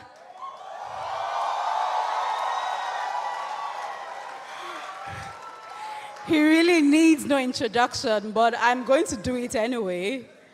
I scoured through the internet to try to pronounce his surname, and then I remembered I have a Zulu member of my team, and I said, please, help me, don't let me disgrace myself.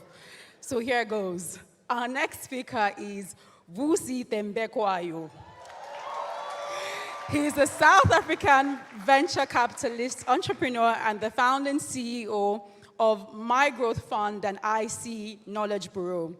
At 25, Vusi ran a 400 million rand division at a renowned multinational and was one of the youngest directors of a listed company on the Johannesburg Stock Exchange.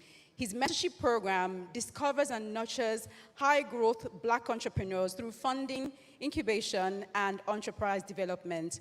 Vusi Thembekwayo has been a catalyst for change in businesses across the globe through expertise in strategy, leadership, and organizational culture to organizations such as Metcash. Please join me with a warm applause as we welcome Vusi Thembekwayo.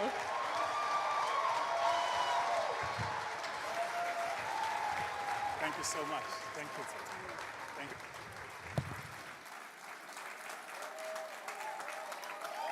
Oh, amazing, amazing, amazing. Glory to God, glory to God. Glory to God. And to the Vusi Nation, let me say hello, family. What an incredible privilege to be here at Covenant Nation, Pastor Poju, and to the leadership of this incredible church and this community. Thank you so much for the opportunity to be here with you all. Shall we give Pastor Poju a round of applause? Extraordinary. And to my fellow speakers that have come before me and those that will come after me, I'm so humbled and privileged to share a stage with men and women of your caliber and substance. Round of applause for the other speakers on this program. I hope to tap into some of that alpha intelligence that I heard mentioned a bit earlier.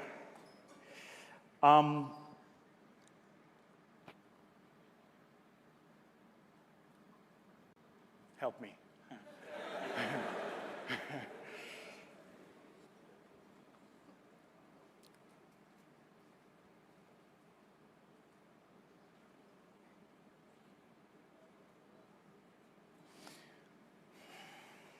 Hold on.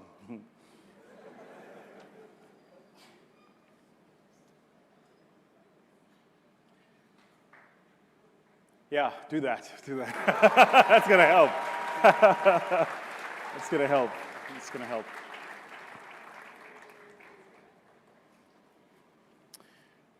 What an incredible time to be alive.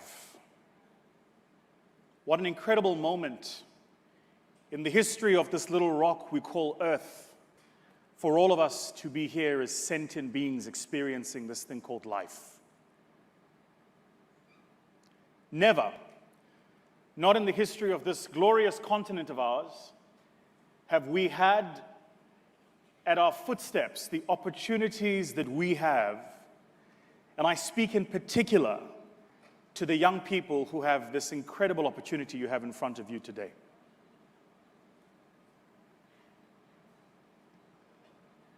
When you consider what it's taken for this moment to come to be, when you consider what it's taken for these opportunities we have in front of us to be presented before us, you can't help but bask in the incredible glory of this opportunity. And if I'm sounding cryptic, I will double-click in a minute.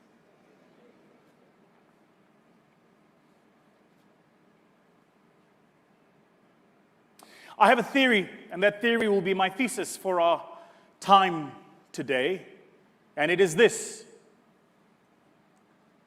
It is that this moment and this season is for you and I to seize and to make the best of it. But for us to seize it and to make the best of it, we have to be intentional about this moment and this season. Having listened to the speakers that came before me, it's a consistent and a persistent theme that they shared with us here today, that excellence can happen under many circumstances, but it can never happen as a coincidence of fact. Excellence happens when you are intentional and deliberate about pursuing excellence. Now let me say, as a, how do I explain this? In my spiritual life, I would love to have been Nigerian. I really would have. I really would have. I shared with Pastor yesterday, I said, you know, Nigerians are so interesting. You guys imported the church and are now exporting the church to the countries where you imported the church from. If you go anywhere in the world and you find a community of Nigerians, you will find a church, a business, and a church. And it is, I must tell you, the cause of much envy from the rest of us who come from many other parts of the continent. Because that which for you is second nature and a part of what is a part of your makeup, we are still learning. We are still learning how to make things happen for ourselves. We're still learning how to believe in ourselves. We're still learning how to migrate into foreign territories and terrains and establish a community of those like ourselves. See, we're still new at this project of being intentional about what we want our community to be. Now, I don't want to mask over the cracks, so let me be clear. That your beautiful country, beautiful albeit, is not perfect.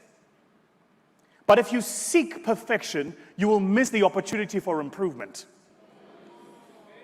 And so the challenge for us young people in the season we are in today is to bemoan less the state of imperfection and to bask more in the opportunity of improvement.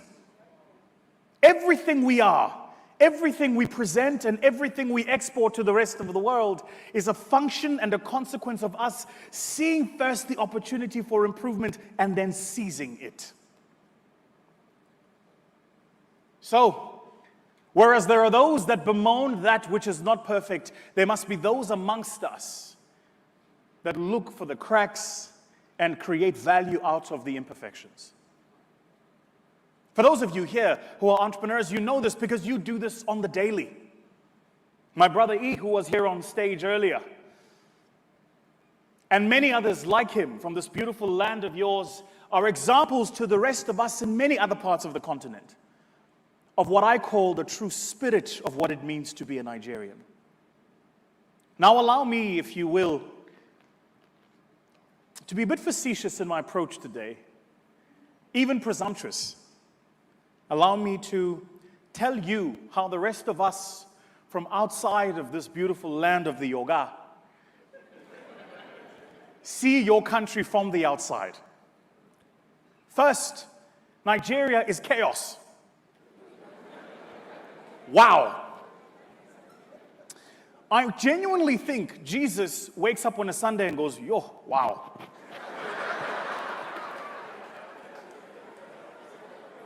They're still doing it. It's chaos. Absolute chaos. And so, where you find value is you find value in spaces where there is chaos. The reason Nigerians thrive no matter where in the world you are is whereas those of us who come from perfect environments of cushioned order get jolted into the chaos of reality. When you guys find yourself in chaos, you go, ah, look, home.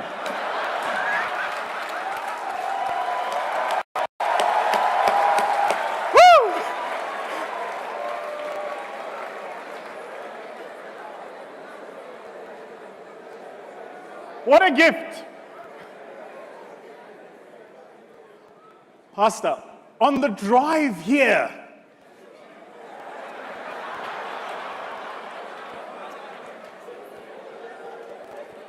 my calf muscles pulled a sprain because I kept clinching so many times, my buttocks together as we were migrating through the traffic. Now, in the country I come from, we have these things on the road called lanes.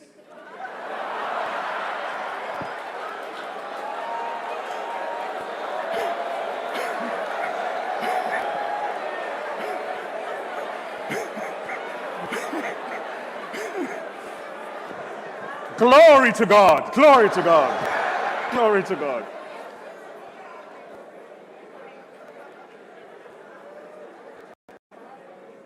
It's a crazy idea, this thing called the lane, but basically the simple theory behind it is this: that you take a single block of black tar and you draw upon this block white lines, and that these lines should serve as demarcations of how we behave on the road. There are some rules to go with these lines. The one rule is that if the line is solid, you may not switch from the one end of the line to the other. Nigerians didn't get the memo.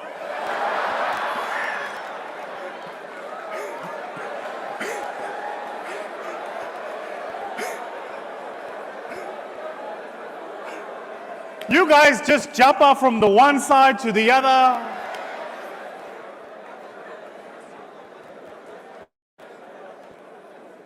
There is another rule, that if there is a section of this tar that has got yellow markings in it, the yellow markings designate an island. It's a crazy thing, this thing of an island. It means that none amongst us should populate it. No, not in Nigeria. So on the drive here, I watch and enjoy. I mean, this is a true story. They have now made 10 Fast and Furious movies. I challenge Hollywood to make a Fast and Furious Lagos. I challenge them. I want to see something.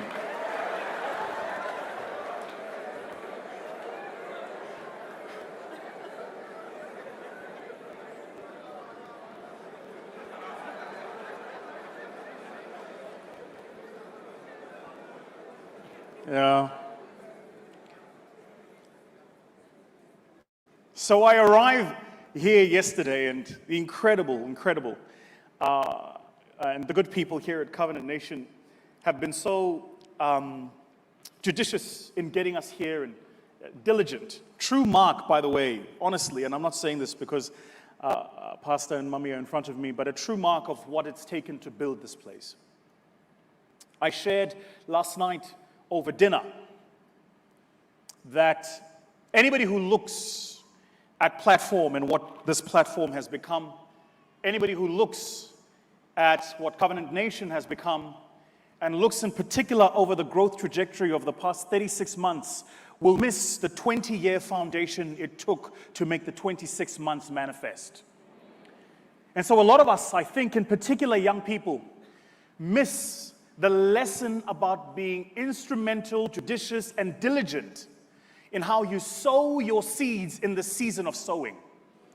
So that when the season to reap comes, this is important, it finds you in equal measure, not only in your talent, but also in your character.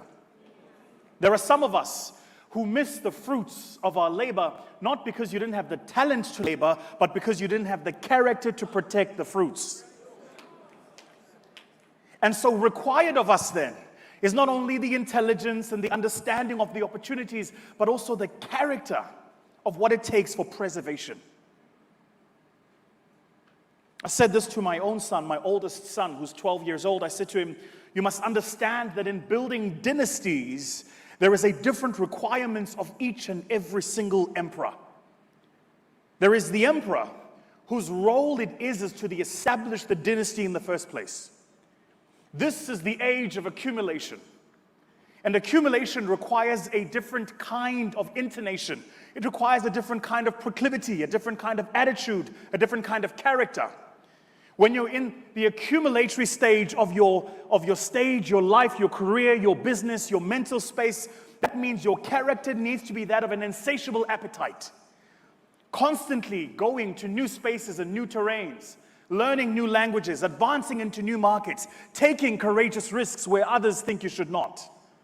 That's the role of the emperor in the stage of accumulation. There are some of you in this room who are in your stage of accumulation. The wisdom of the ages is to recognize when there is a shifting of the order. When it changes from accumulation to preservation. When it's no longer about what do we acquire, but what do we protect? And how do we build the necessary instruments to preserve that we have accumulated? Too many of us in our communities know all too often the stories of families that were wealthy at a point in time and then misused or misplaced their wealth.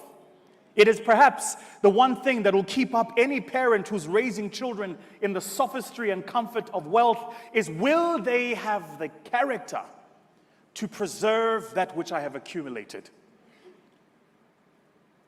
Now, to accumulate, one needs the insatiable appetite of the predatory animal that marches across the savannah, constantly conquering new territories and new terrains. But to preserve, it's a different character. Subtle, more judicious. Smart and intelligent in how it takes risks. And both of these, necessary, but are different in how we build and how we scale. So yesterday, when I arrived at the airport, one of my favorite things about coming to Nigeria, there's a video of mine that went viral and trended on social media. And by the way, let me just say, because I've never said it publicly before, to each and every single one of you, my brothers and sisters, who has shown me support, thank you. I really appreciate it. You owe me nothing. I get the most incredible amount of love and support from my brothers and sisters here in Nigeria. And I want to say thank you. Take the moment to say thank you. There is a video of mine that trended on social media, and I was talking about the hustler spirit that Nigerians have here. Most of you, if you've not traveled outside of your own country, would not be aware of this, but this hustler spirit that's built into your DNA, that oozes out of the red in your blood if you were to cut your skin, that makes up a fundamental part of who you are. That hustler spirit is foreign to some of us in other parts of the world. It's so deeply ingrained in who you are that we misunderstand it and we make enemies out of you. We find you in our markets and in our territory, and we think you're the enemy rather than we learn from how you move and how you do things. Now, there are some who will find the bad apples and say, but look at the bad apples. Well, show me any nation, any group, any civilization, or any tribe that does not amongst it have a rotten few apples. The opportunity for us as Africans is to bridge the gap. It's to reach across the divide and say, what can I learn from my brothers in Lagos or Port Harcourt or in South or Southwest? What can I learn? So I arrived at the airport yesterday, and I immediately know, as I get off the plane, I'm like, right, Vusi, we're in hustler land. Get ready for the hustle. And I love how Nigerians hustle you out of money. They call it a blessing. You have no blessing for me, oh. And so as we make our way through the airport, every person I meet asks for the blessing. Now, the first time I came here, I blessed everybody. Because I didn't know you can say no.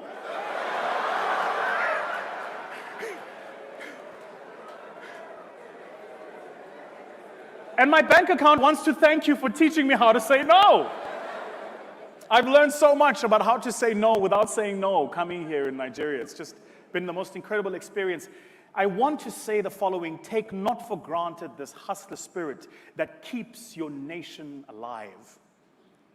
Do you know, in every single economy, in every single marketplace, across the length and breadth of this beautiful continent we call home, if you look for a landmark company changing the terrain, you will find a Nigerian in the top 3.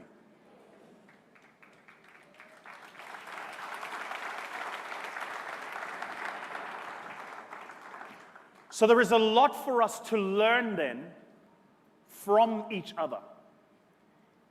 And for me, one of the things I learn is there is so much to glean from a people who can make order out of chaos, who can make navigating the Lagos traffic something they do on the daily to work and back, without having to take any substances to dull their senses. This is I say it in jest, but it's an incredible trait. It is an incredible trait. It's the reason why, whether you are in downtown Joburg or in downtown Tokyo, you will find a Nigerian making a life for themselves. Making a life for themselves. So I came to say the following here today. I came to say thank you from one African to another. Thank you for teaching us what is possible when people are intentional about what they want to do and build. Thank you. I came to say thank you for never losing hope and faith in where this beautiful country of yours is going. Because even though there are some macro challenges, and macro challenges there are, make no doubt, at underlying each of those macro challenges is huge potential upside and opportunity. So thank you. But what of the future then? And to arc back to the theme of why we are gathered here today, if we are to cast our imaginations into the future and to read forward how we must innovate into that future, then how must we be? And more importantly, who must we be? Perhaps there is an unlearning that must take place for a new learning to emerge. Perhaps we need to leave behind some of the things we have made ourselves and learn anew the people we must become in the global context. Who and what must we be? How must we show up? I thought long and hard about the theme that had gathered us here today and wondered if I should take the academic approach to how we break down this conversation of innovation and the future. But the fact of the matter is, there is ample knowledge and information that you can find online at your own time that talks a bit about the innovation and the future and where the world is going. Here is what I think is our single most important trait. Here is what I think is the single most important characteristic that we have as Africans, to which we must double click, that's going to position us for the future. It's not something they teach in business schools. You can't learn it in the boardroom, and there is no course on how to acquire more of this trait and this characteristic. It's something that is a function of your exposure, your education, your training at home, and your faith. It's one word that has been the summation of what it has meant to be an African living in this continent of ours over the past 300 years. It's the one word that has captured both yours and my ancestors, regardless of what deprivation we suffered in the past, whether it was colonization for you or apartheid for us. It is the one thing that has been the glue between the Zulus and the Igbos, the one thing that has been the glue between the people of the Kikuyu and the Basotho. That no matter where in the continent we find ourselves, it is the single substantive fact that makes this one word a unison description of who we are. When we say, I am an African, that it means the same thing for me as it does for you, even if we don't understand each other's languages. And that word is hope. Hope. It's the hope that's brought us to this moment. The hope that made you wake up today. The hope that has you sitting in that chair, knowing that the information and knowledge that you're acquiring is equipping you for the future you hope to build. It's the hope that your parents had for you when they reared you up into the world and brought you into being an adult who would contribute to society. It's the hope of a religious leader who thinks of his mission beyond simply spreading the word to spreading a way of life.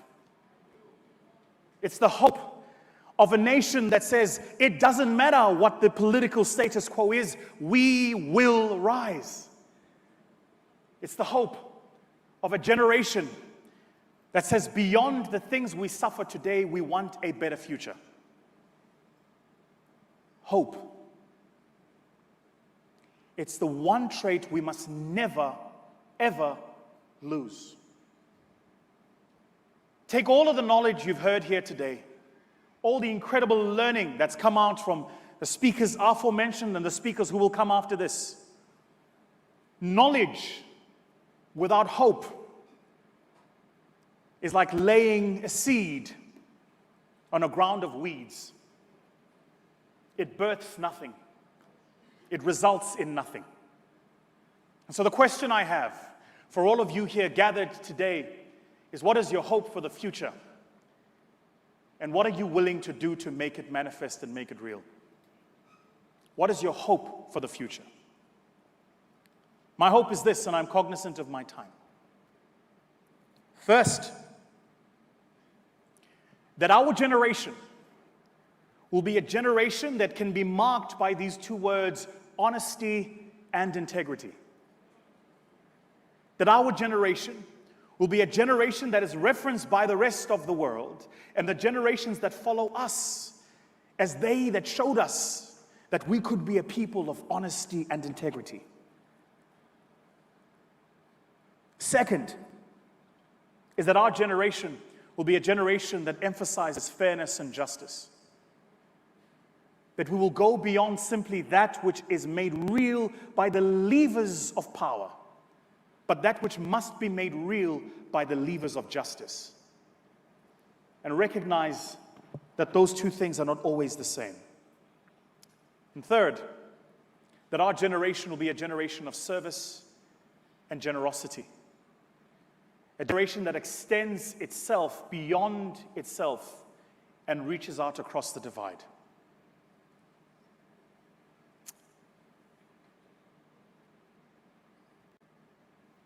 I want to belong to a generation of great men and women. I want to belong to a generation that inspires artists to write poems and musicians to write music. I want to belong to a generation that inspires young people to imagine a different future. I want to belong to that generation. I had the incredible privilege of meeting a man that belonged to that generation, the founding father of our own country, South Africa. A man who spent 27 years imprisoned in jail, 19 of them in an island designated away from his own home and his own family. A man who didn't have the privilege of raising his own children because he was trying to raise the hopes of a generation that would follow him. And the recognition that all of us here bear the responsibility of laying into our futures the works of our present task. That what we seed today, we reap tomorrow. As a father of 3 children, let me tell you, you couldn't separate them from me for 27 years, not for the love of money. And the single idea that one man would sacrifice his entire privilege of fatherhood, fighting for a principle, is something we should all learn from. Some of us change our principles just at the whims of a hashtag on Twitter.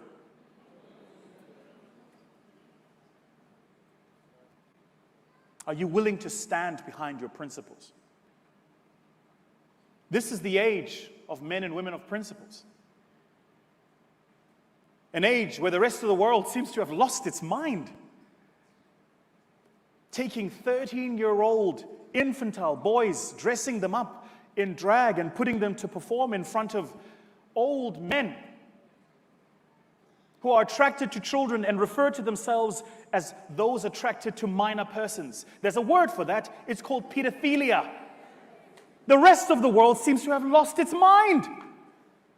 And that when men and women of principles used to speak up against these things, those who now live in vice want to convince us that vice is virtue, that wrong is right, and that if you dare speak on the principles of right and wrong, you are against progress. Well, let me tell you, if being a traditionalist and protecting the value of family and society and nation building and goodness and what's right makes me regressive, then call me regressive all you want.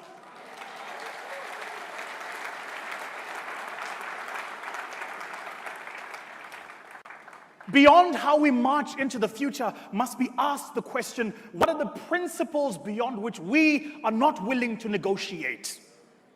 Who will we be in the future?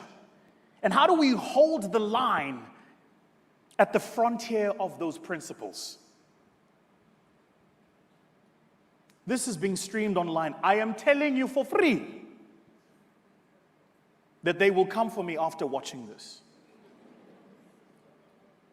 And this is why we cannot be believers and be cowards.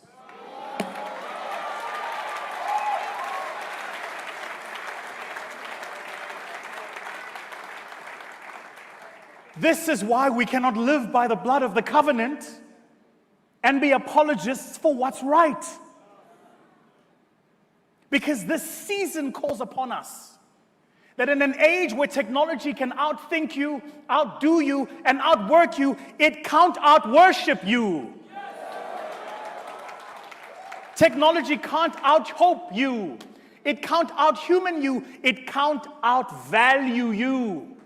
The principles of what it means. We as Africans are the last frontier holding the line. And we must never forget that this is our season and our moment to hold the line. And so the question I ask of all of you here is, where are the men and women who are holding the line? In your spaces and your industries and your boardrooms, where are the men and women who say, this far and no further? I will not be part of that corruption, not be part of that deal, not be part of that discussion, not be part of that cheating. No, I will not be part of it. This far and no further. I'm so good, I should run for politics. What do you think?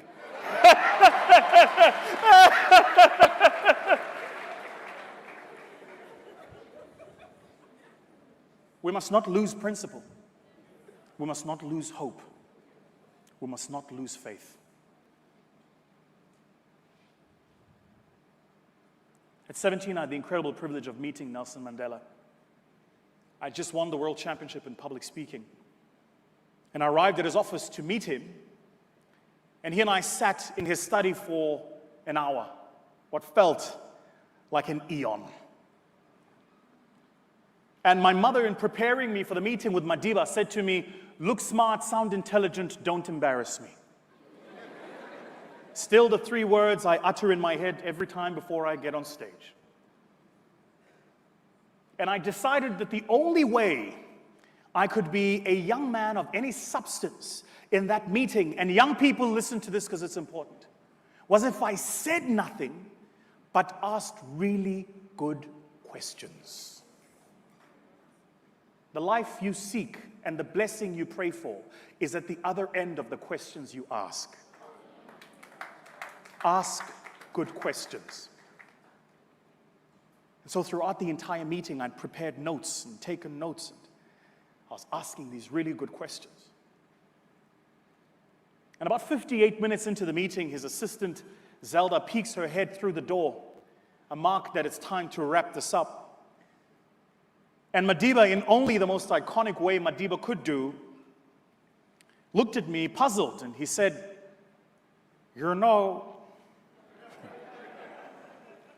when they scheduled the meeting, they told me you are a world champion public speaker." And I said to him, "Yebo, Dada." Dada, by the way, is a beautiful Xhosa word. It means grandfather. And Madiba looked at me and he said, "But man, you have not spoken."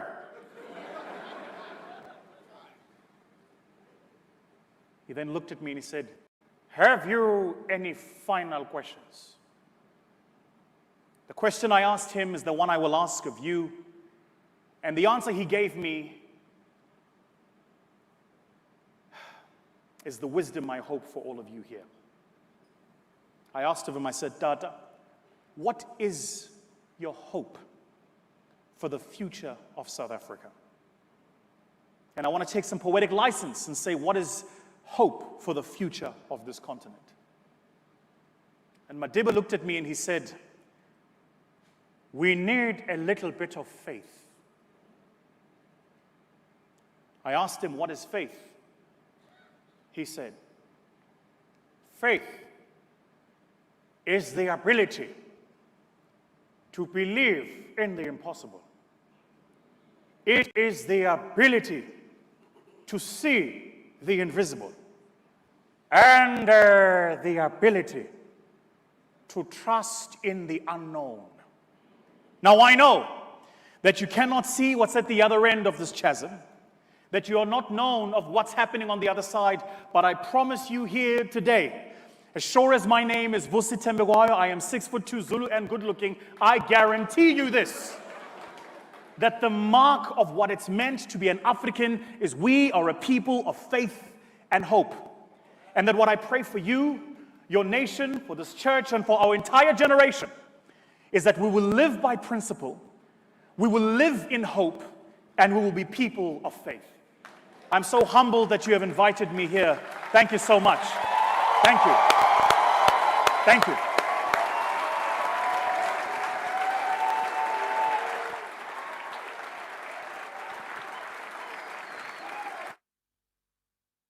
We good?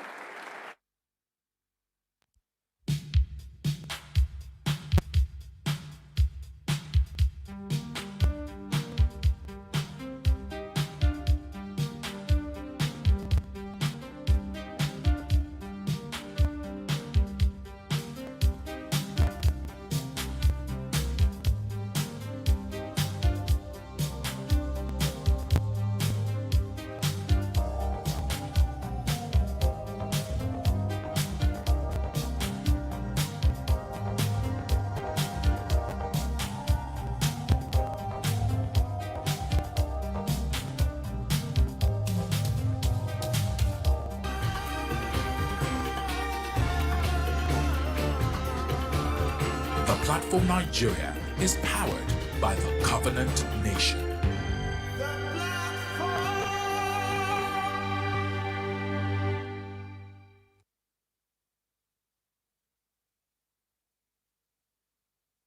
Hi there, my name is Kojo Madi, Senior Pastor at the Covenant Nation and also the convener of the Platform Nigeria.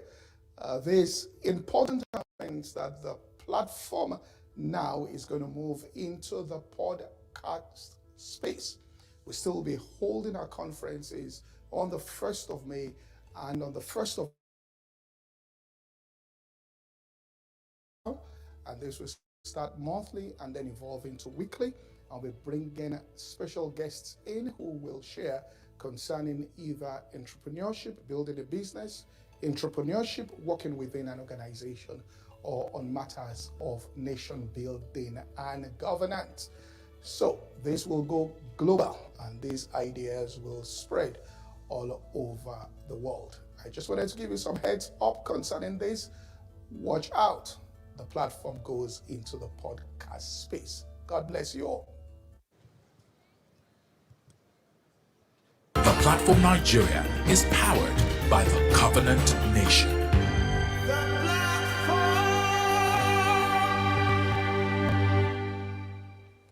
Hi there, my name is Kojo Imade, Senior Pastor. And you're still with us. Thank you for staying with us at the Platform Nigeria. As we come down the home stretch, I'd like to bring up our final speaker for this afternoon. He is no one else but Dr. Gabriel Ogbeche. He's the managing director of Rain Oil Limited, which he founded in 1997. He has over 30 years of direct sales, marketing, and operations experience in the oil and gas industry. He oversees a large conglomerate of businesses which span across the oil and gas, financial services, agro-allied, real estate, and hospitality sectors.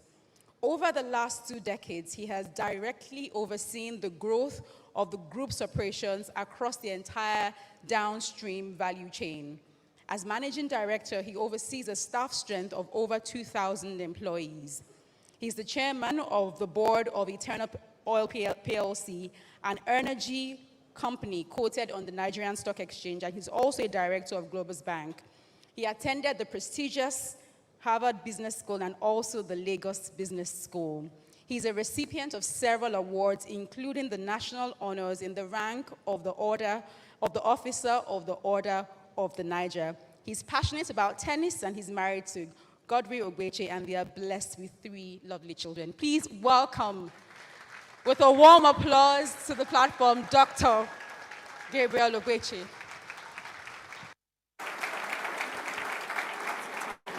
Thank you very much. Good afternoon, the Covenant Nation. It's my pleasure to be here this afternoon. First and foremost, let me thank and appreciate Pastor Oyemade and his very lovely wife for finding me worthy to speak at the 2023 edition of the platform. Can we please appreciate Pastor Kojo?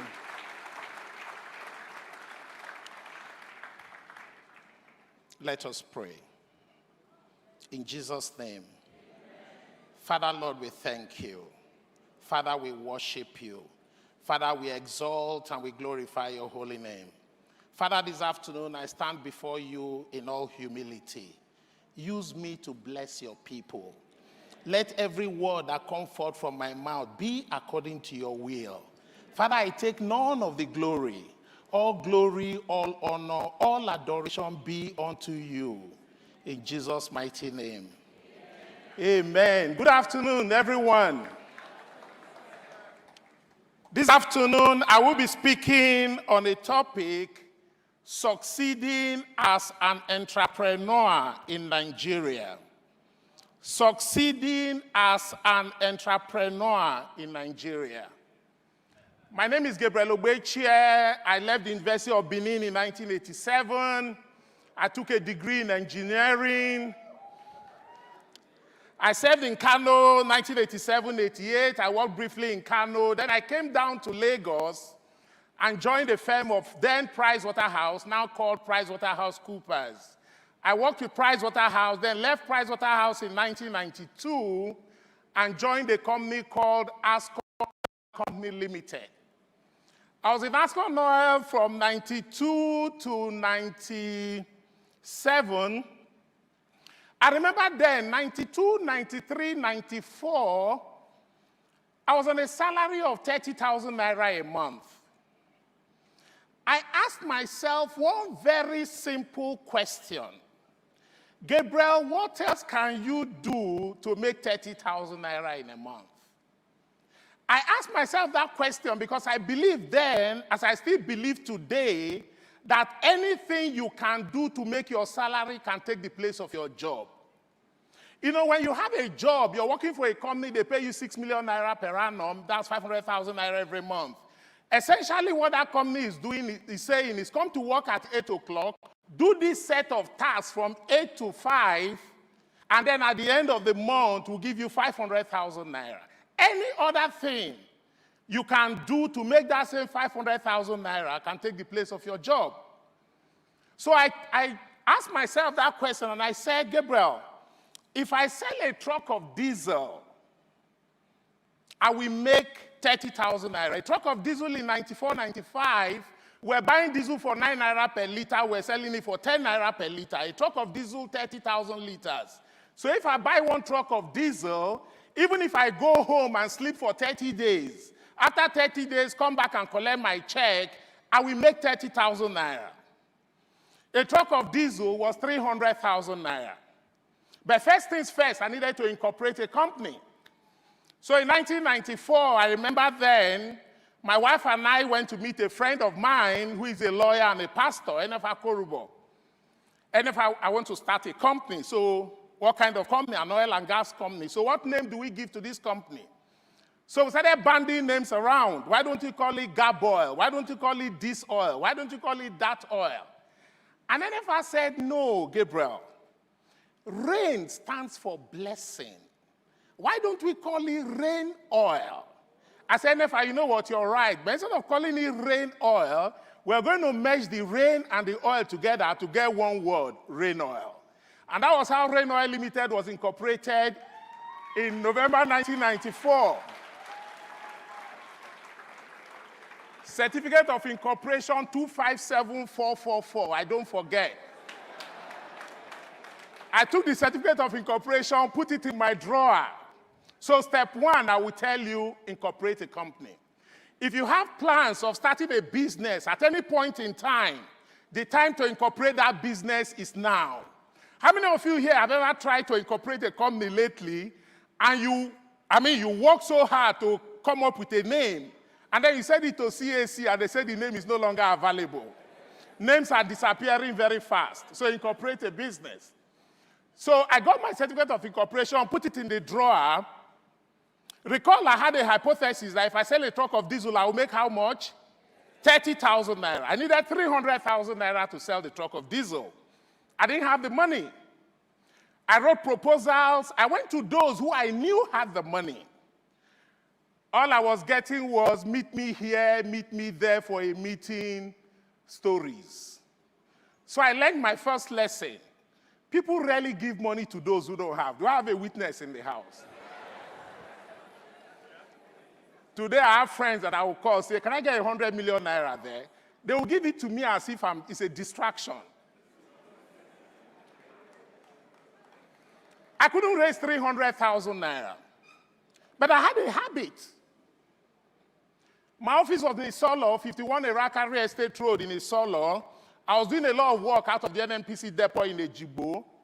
I had a stockbroker who was on Bankantoni Way in Ikeja. With as little as 2,000 naira, I would drive from Isolo to Bankantoni Way and say, Nyemike, buy me 500 units of Nigerian breweries. 1,500 naira, I would drive to Bankantoni Way, Nyemike, buy me 800 units of First Bank. I was investing in stock, little by little. By 1996, I was getting frustrated. I couldn't raise the 300,000 naira. So one evening, I was living in Egbada then. One evening, I brought out my capital market file. And I started itemizing all the stock one by one. 1,000 units of 7-Up at 70 kobo per share, 700 naira. 2,000 units of First Bank at 6 naira per share, 12,000 naira. I don't forget that 7-Up because 7-Up was #1 on the list. And it was trading for 70 kobo, and the number of shares of 7-Up I had was 1,000 units. So the entire value of those shares was 700 naira. But I itemized all the stock, and I was surprised. They went into 2 pages.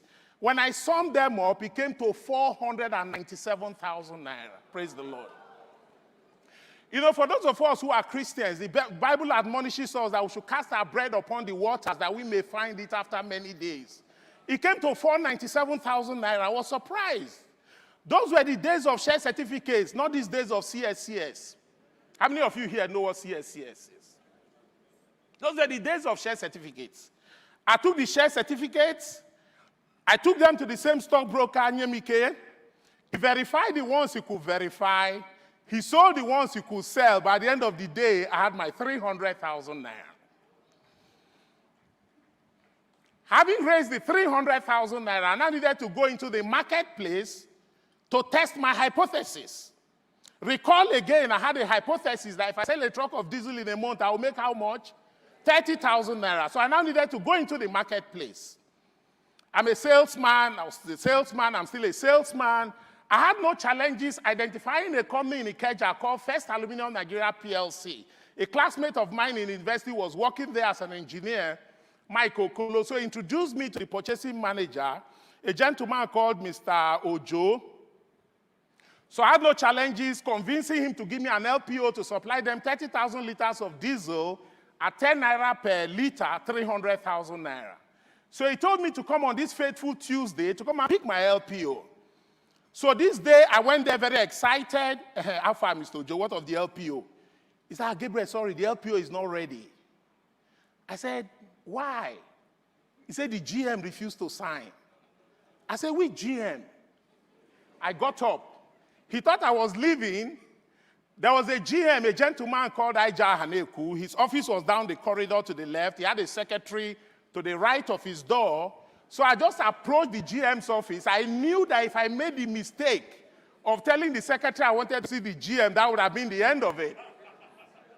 So I just approached the door. Good afternoon, ma'am.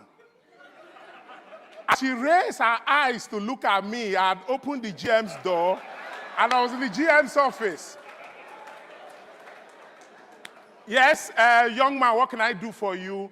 My LPO is on your table. Please, can you help me sign it? I said, he said, which company? I said, Rain Oil. He said, which one is Rain Oil? We only buy from Unipetrol or Mobil or Total. Aija Haneku was seated, I was standing. I did all the marketing I could do that day. Aija Haneku was ready to sign this LPO. Gabriel Ubeche wasn't ready to go anywhere. At some point, he got tired of me. He wanted to leave me in his office.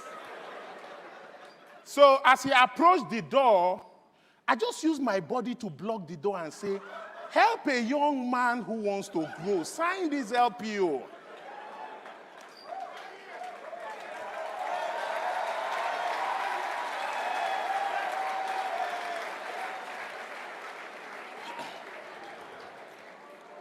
Aija Kaneku looked at me long and hard, went back to his table, signed the LPO and said, I don't want to ever see you in my office again. I said, thank you very much, sir.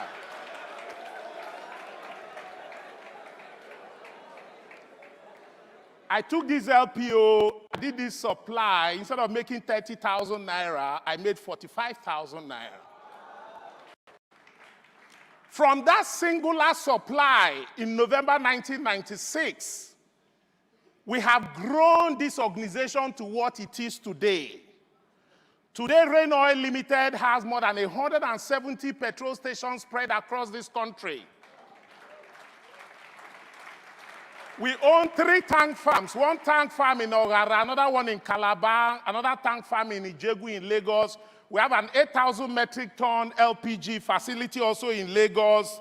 We have a fleet of more than 300 tank trucks with which we distribute petroleum products across this country. And we provide direct employment to more than 2,000 people in this country, to the glory of God. Now, what are the strategies? What are the strategies for succeeding? The first thing I want to talk about is what type of business do you go into? What kind of business do you go into? I tell people that the most important thing you need in any business you want to do is knowledge. The most important thing you need in any business you want to do is knowledge. When you put knowledge in front and capital is trailing knowledge, what tends to happen is that the knowledge acts as a protective shield over the capital. When you put capital in front and knowledge is trailing capital, what tends to happen is that you lose the capital to acquire the knowledge. And that's when we say you've learned the hard way. May it not be our portion to learn the hard way. You see, I will tell you something. There is money in this country. Look, there is so much money you have no idea. There is money begging to be made. If you drive from Igomu to Ikeja, there are cars everywhere. There are houses everywhere. The roads are jammed. I mean, I was listening to Vusi when he was talking about traffic and all. Our roads are jammed. There are cars. Listen, the man who is into oil and gas is making money. The man who is into IT is making money. The man who is into property is making money. The man who is into food is making money. The Bible admonishes us that whatsoever we lay our hands on shall prosper. But what we need to add is that we need to lay our hands on what we understand. Lay your hand on what you understand. I went into oil and gas because I had worked for an oil and gas company for 5 years. I understood the business. I knew that if I could lay my hands on that magical 300,000 naira, I will be able to make a success of it by the grace of God. If you look at the economy as a whole, if you look at the banking space, the most successful bankers, look at those banks. I don't want to name them. They are banks that were founded by people who themselves were bankers. The same thing cuts across the entire economy. Number two, financial discipline. Financial discipline. If you want to be a successful entrepreneur, you must have the right mindset about money. Identify and eliminate, redeploy unnecessary costs. Monitor your cash flow. You must be able to control money. For me, money is just a figure. It's just a number. It means nothing. There's no amount of money I will see that will make me buy what I did not plan to buy. Nothing. It's just a figure. It means nothing. You must be able to control money. You must have financial discipline. You know, turnover, like we say, is vanity. Don't get into the turnover game. There's only one set of people that turnover X. I'm not saying turnover is good, but insofar as you are making profit. Turnover is vanity, profit is sanity, cash is king. Turnover is vanity, profit is sanity, cash is king. You are only in business when your income exceeds your expenditure. If your income does not exceed your expenditure, you're just busy, you've just created activity. You must make profit. Don't get excited with turnover, because a company that does 100 million in turnover and makes 20 million naira in profit is better than a company that does 5 billion naira in turnover but is bleeding 100 million naira in losses. So look out for your bottom line. Profit is sanity. And then, of course, cash is king. Protect your liquidity. You know, accountants are very funny people, you know, but we can't do without them, right? You know, when you buy something for 100 million and you sell it for 120 million, once you issue the invoice, as far as they are concerned, you made a profit of 20 million, correct? But there's a bill of 1 million naira to pay. Oh, but I pay this bill. They say there is no money. How? You just made a profit of 20 million. How can you say that there's no money? What he's saying is that there is no cash, there is no liquidity. Protect your liquidity. Liquidity is very, very important. Cash is king. You know, as a kid growing up, there was this poster I used to see. You know, and it stuck in my head. The poster had two men. One looked very fat and very prosperous with so much cash around him. And he says, I sell for cash. Another one looked very lean and famished. And he says, I sell for credit. You know, it just got stuck in me. As much as possible, sell for cash. Protect your liquidity. Keep your earnings in the business. Retained earnings is one of the best ways of growing a business. You know, like they say, 1 we chase 1,000, 10 we chase 10,000. It's the power of multiplication. 1 we chase 1,000, 2 we chase 10,000. It's the power of multiplication. As you make money, reinvest the money. Reinvest the money in the business and grow the business with the profit you're making. You know, Nigeria is a very peculiar environment if you want to run a business in this economy. Interest rates today, depending on how your business is rated, interest rate can run from anything from 17% to 27% or more. If you borrow money at 25%, that borrowing will double in 3 years. What the banks don't tell you is that interest rate is actually compound interest, correct? It's not simple interest because every month you're paying interest on interest. So there are very few businesses you can actually borrow money for at 25% and be able to survive. So for people like us, I'm in the oil and gas. I mean, you want to build a tank farm or you even want to build even a petrol station. If you borrow money to build a petrol station, you're dead. No, you're dead. So as much as possible, grow the business with your own equity. Borrow money to trade. That is for us, buy fuel, sell fuel, take it back to the bank. Buy fuel, sell fuel, take it back to the bank. So take your borrowing at the short end of the transactions as much as possible. I mean, I speak for myself now.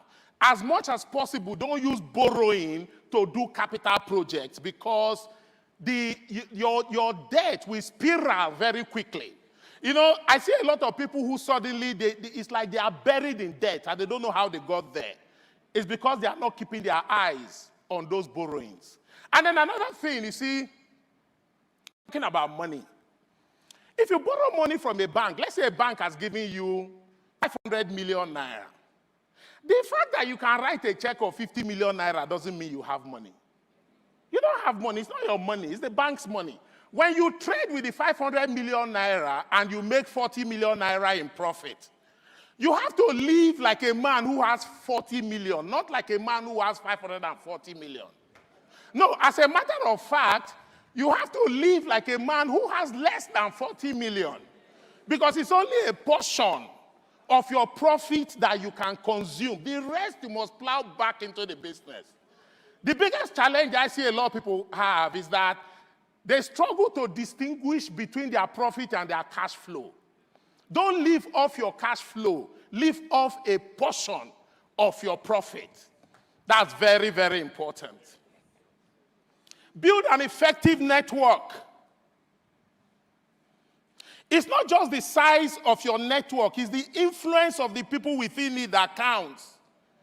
People buy product from people they know and trust, e.g. referrals.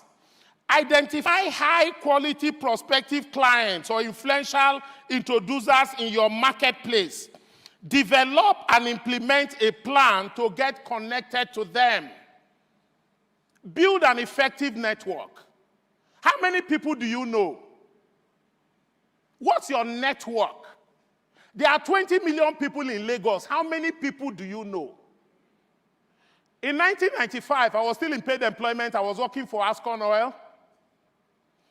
And then I used my own 25,000 naira, which was a lot of money then, to join a club called Lagos Country Club in Ikeja, because I love to play tennis. I can see the daughter of my very good friend then, Chief Chiji Agbo. Please, can we acknowledge her? You know, we're all in Lagos Country Club together. So I joined Lagos Country Club. Every evening I go there, or most evenings I go there to play tennis. So one day, the company I was working for, Ascon Oil, we imported a container load of cornstarch. As the head of sales and operations, the responsibility of selling this cornstarch fell on me. How am I going to sell a container load of cornstarch? So one evening, as I finished playing tennis in Lagos Country Club, And the gentleman I played tennis with was a gentleman called Engineer Chike Mora. Chike Mora was the planning director of Cadbury Nigeria PLC. As a planning director, he was also in charge of procurement in Cadbury. So after tennis, I just walked up to him and said, Oga, please, I have a container load of cornstarch. I want Cadbury to buy it. He said, is that all? He said, yes. In my presence, he called a gentleman called Dr. Gumoela and said, Gabriel will come and see you tomorrow, negotiate and buy the container load of cornstarch. So the next day, I went to Cadbury. I saw the gentleman, and I came back with the LPO for the entire container load of cornstarch.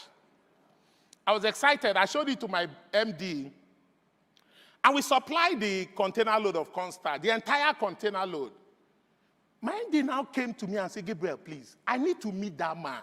You need to introduce me to him. So I went back to the club, begged him, my MD wants to meet you, please give us an appointment. So he gave us an appointment. On this fateful day, we now went to Cadbury.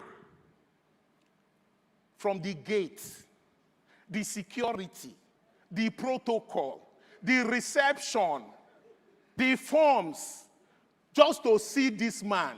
That was when I appreciated the privilege of just being able to walk up to him one-on-one and discuss the transaction.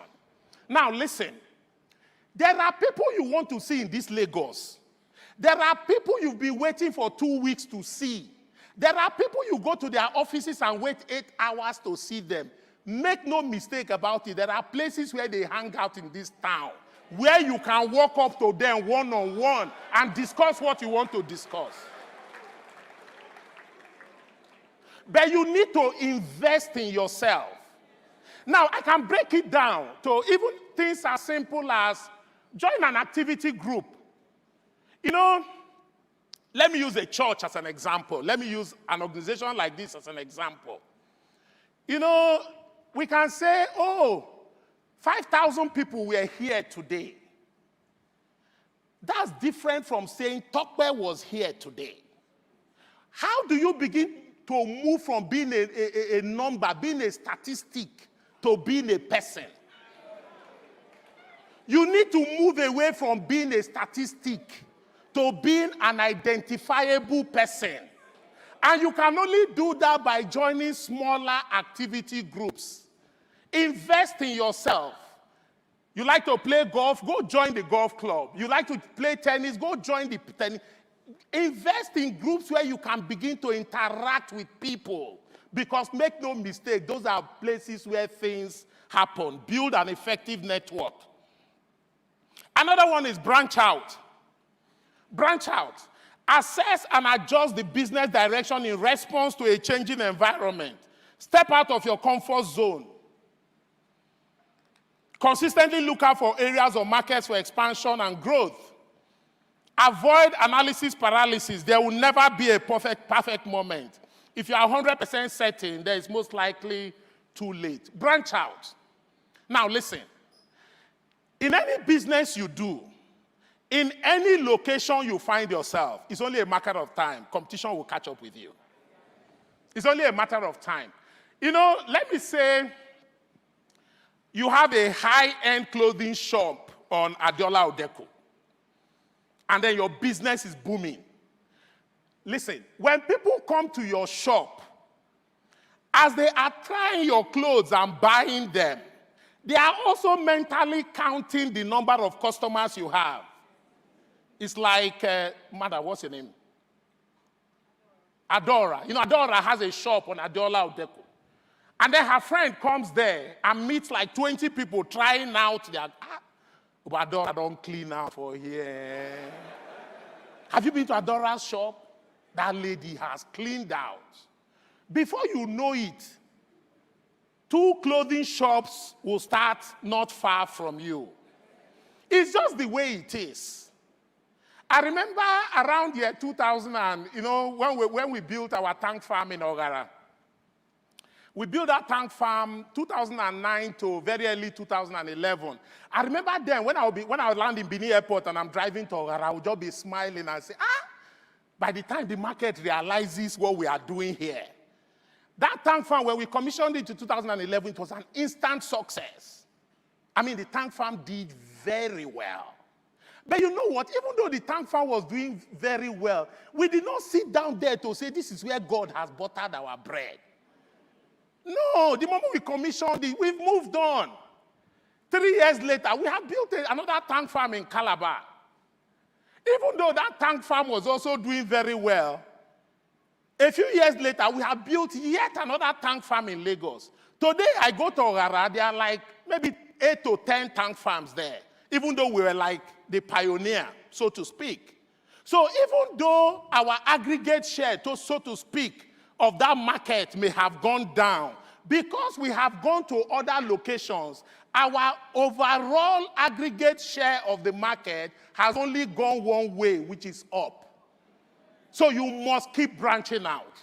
Don't sit down in one place and believe that that is where your bread is buttered. No. Because I will tell you one thing, you see, the size of a market is finite. For every new entrant into the business, that new entrant is only drawing from the existing market. He's not creating a new market because you have come into that business. Am I making sense? Because it's like those of us, I opened a new petrol station on a street, for example, and on the first day, the petrol station sells 20,000 liters of fuel. If 500 cars bought those 20,000 liters of fuel, those 500 cars did not just appear that first day into the market. No, they've always been there. They've been buying fuel elsewhere. So somebody have lost a share of that 20,000 liters to us. Am I correct? So as you are in that space and you're losing market share, you need to keep expanding so that you're getting market share in other places, and then your business overall is on the upward trajectory.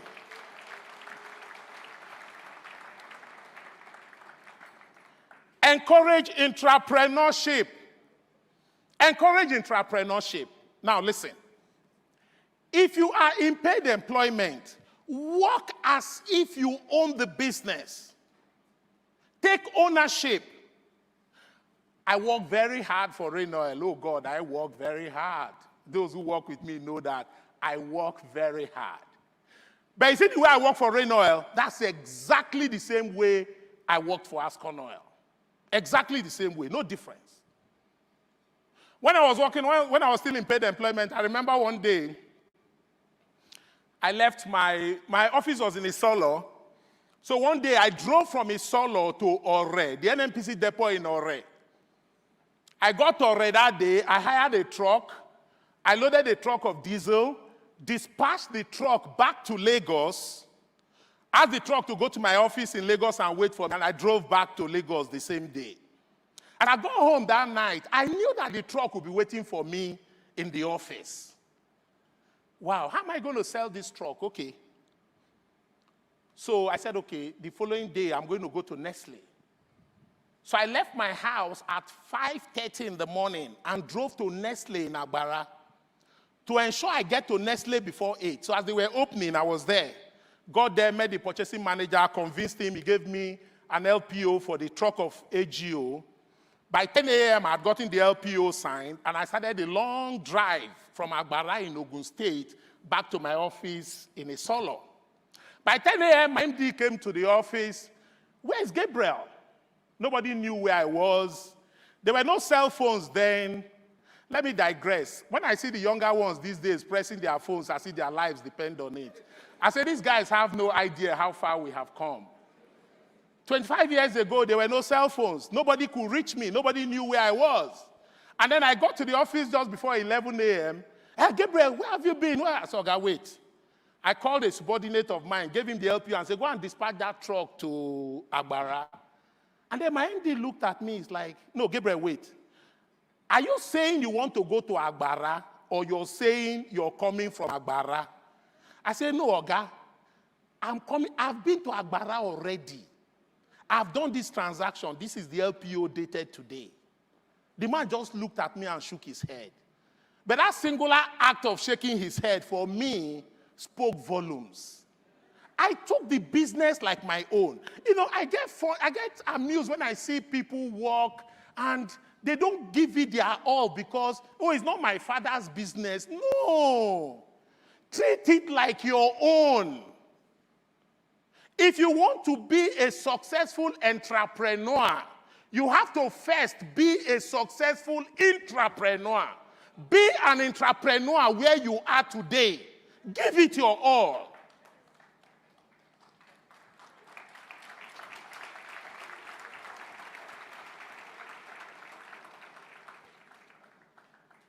You need staying power.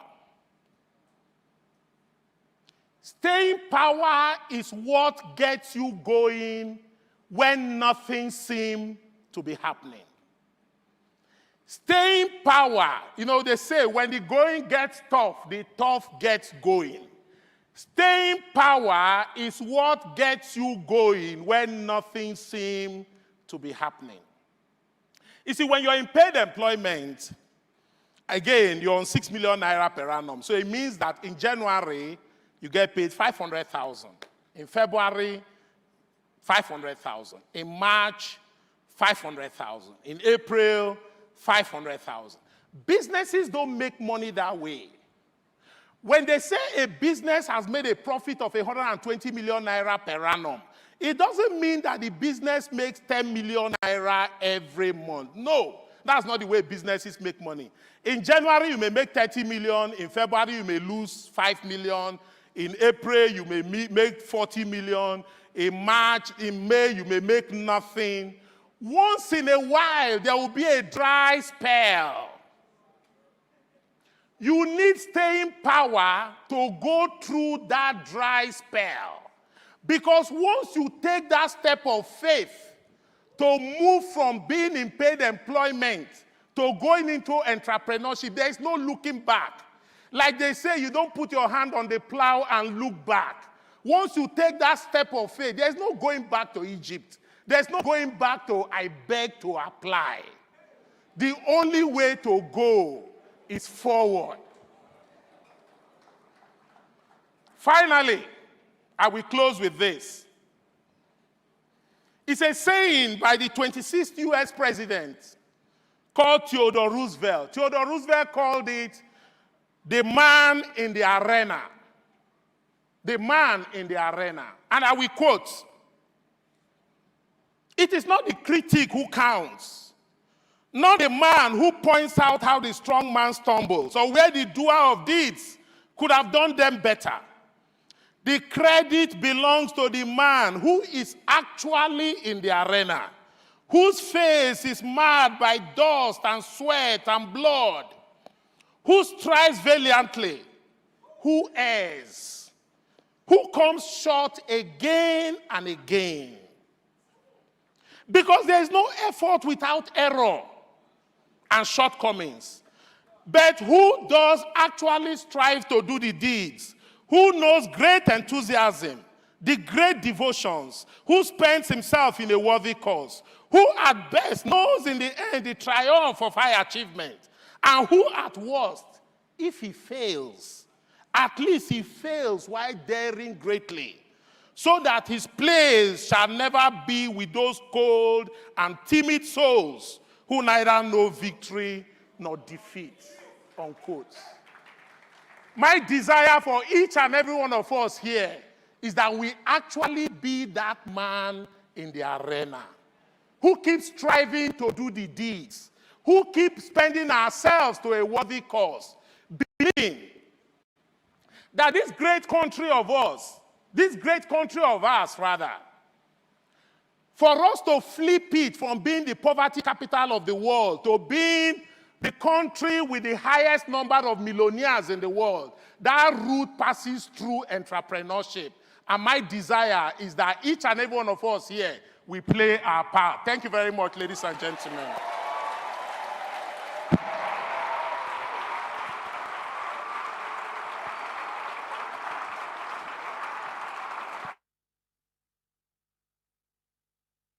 And opportunities in the world today are created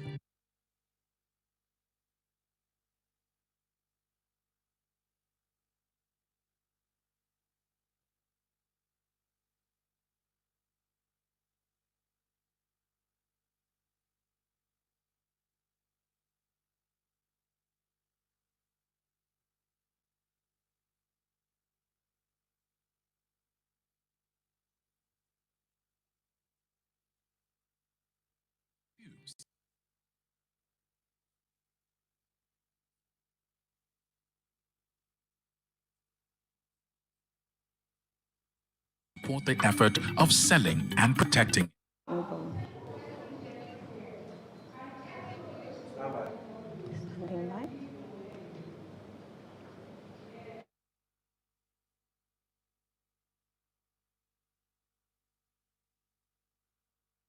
Amazing time. In fact, I call it a mind-shifting time here at the platform today. We started in the morning with Dr. Ola Brown, and we've ended just now with Dr. Gabriel Ogbeche. And we've heard so many things, so many ideas, from intellectual curiosity, the need to have faith, hope, adaptability, multiplying ourselves, and just, I really think it's just been mind-shifting. And, you know, like one of the speakers said, that we're not just speaking to entrepreneurs, but also a gathering of intrapreneurs. And I think that for anyone working in an organization, one thing that we've tried to change here today is that statement of, it's not my father's business. I know sometimes, like we say in this part of the world, I can't keep myself. And that sense of ownership, regardless of whether it's, you know, your business that you're running or someone else's business. We're wrapping it up here at the platform today, but just before we do, I have with me in the studio two of our guests at the platform, Vusi Tembekwayo. Nailed it. Nailed it, yes! All the way from South Africa. Thank you for joining us once again. Amazing time. And Inya Boyeji, who is a platform veteran, but today, Inya, you took it notches higher. I was just like, what's going on here? I think you imbibe the spirit of your father and your mother. All of them. All of them. So yeah. I just took it home. But we love what you did. And if I were to ask you a question, I mean, you've been many years on this journey. If there was one lesson you wish you learned earlier in your entrepreneurial journey, what would it be? You can't do anything without God. I mean, I always go back to John John chapter 3, verse 2. It says, Nicodemus came to see Jesus, and he said, we know that you have to be coming from God, because no one can do these things except God is with him. And in many ways, right, I wish I understood that earlier in my journey. Yeah, it worked with me, but I didn't understand that until much later in my journey. If I understood that earlier in my journey, perhaps there might be things that I've done. So when you see extraordinary results, it's not possible unless God is with the person. Thank you. And I think that theme of faith has actually run through every session at this platform. Vusi, for you touched on having faith and hope and the need of that. Now, speaking to a generation and a people that are almost tired and weary, and maybe they've heard these things before, how do you really encourage people or empower people to truly have faith and hope where it's almost, non-existent? Almost hopeless. Yes. And thank you, Eve, for that comment. I love that. Yeah. I think that's exactly why it's important for our generation to have hope and to have faith. Is, to a certain extent, our generation is soft. We don't really know what difficulties and challenges are. If you reference us to the generations preceding us, for us, difficult is your business loses a bit of money, you don't hit your targets in terms of sales, or you don't close the round you wanted to close if you're raising funding. For my parents, difficult was death. It was jail. Do you understand? So we have to put things in perspective. How dare we have the unmitigating temerity to be hopeless and faithless when we are the generation that exists because our forefathers had hope and faith? Where do you get the gall, the audacity to think you have the right to move in the world without faith? We are a substance of the things prayed for that were not yet seen by our forefathers. And we have the responsibility to pay that forward for the next generation. And faith and hope are not a how thing. It's a who thing. It's not how you do things, it's who you are. What he was saying, understanding that in his journey made him who he has become. So that how he does things is a manifestation of who he is. I feel very strongly about this, that this is our season and our moment in this generation to make hope alive again, and to make it seen again, and to make it manifest again. Wow. The two of you are just... It's this guy. So is this guy. I always blame this guy. No, we give thanks to God. Do you have any final words? No, I think for me in particular, one thing I do want everyone to understand, particularly as we think about innovating our way into the future, is like I said on the stage, we cannot innovate for a future we don't believe in. So See what I'm saying? See what I'm saying? the key thing for everybody to understand is that, and I'll end with the Bible verse, it says, surely there is a future and your expectations shall not be cut off. So long as we are continuing to speak good things into the future of this continent, so long as we continue to understand the future to be these young people who we can fashion to be arrows that can speak with the enemies at the gates, so long as we continue to hope for the best and work for the best for our continent, the future will continue to be bright. Absolutely. Absolutely. I will end with, to borrow from E, I will end with the verse that for me has been my comfort when I've gone through the worst of times. My journey in finding Christ has been an interesting one because I'm born and raised Roman Catholic. So church was something I did. It wasn't who I was. It took me experiencing life to recognize that church is not a place you go to. It's how you move in the world. God is with you all the time. And there's been this verse that has been a source of comfort for me, even at the most difficult times. Surely goodness and mercy shall follow me all the days of my life. And I think in particular for those watching this who are at the end of their suffering, recognizing that goodness and mercy will follow you, right? We have such a huge responsibility as a generation to be a generation that births great generations to come. So I feel very strongly about this. And I think all of us, in whatever space we're in, must recognize the multi-generational responsibility we have. Whatever the challenges we're facing today, what's a difficult year in the context of a generation? What's a difficult 5 years in the context of a century? We have to start thinking of ourselves as agents birthing the future, not simply people experiencing this present. Thank you both so much. Thank you, my sister. I mean, you've just said, think long term. I think we think it ends with us and our needs and our issues and our lives. Meanwhile, we're here because some people lived and believed and fought. And this is the message that we're leaving with you at the platform today. So much has been said, from the place of faith to the place of works. Faith without works is dead. Works without faith is dead, literally. So please, I'll leave you also with the final scripture, since everybody has dropped scriptures. Don't be a hearer only. So many things have been said. If you need to listen to the platform again, it is still there on YouTube, on our channels. Whatever speaker spoke to you, whether on the entrepreneurship or intrapreneurship, listen to them again and again and again. So much has been said today that it's easy to lose even some of the things we've heard from the beginning. So please listen again, be a doer, and just make sure that you keep hope and faith alive, and you do the works that indeed God put us all on the earth to do, and live to the fullest. And like Inyi said, multiply yourself.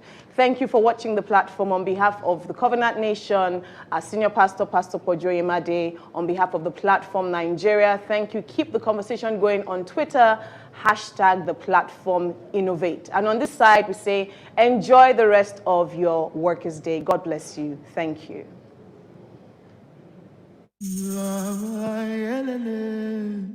All the wealth and opportunities in the world today are created by two sets of people, the entrepreneurs and the intrapreneurs. An entrepreneur has an idea, creates a product or service, and builds an organization to support the effort of selling and protecting it. An intrapreneur creates new and innovative products within an established business. The Platform Nigeria invites you to its Business Summit for Entrepreneurs and Intrapreneurs on the 1st of May at the Covenant Place, Igomu, Lagos. Time, 9 a.m. Admission is free and no registration is required. Let's create opportunity. Nigeria is powered by the Covenant Nation.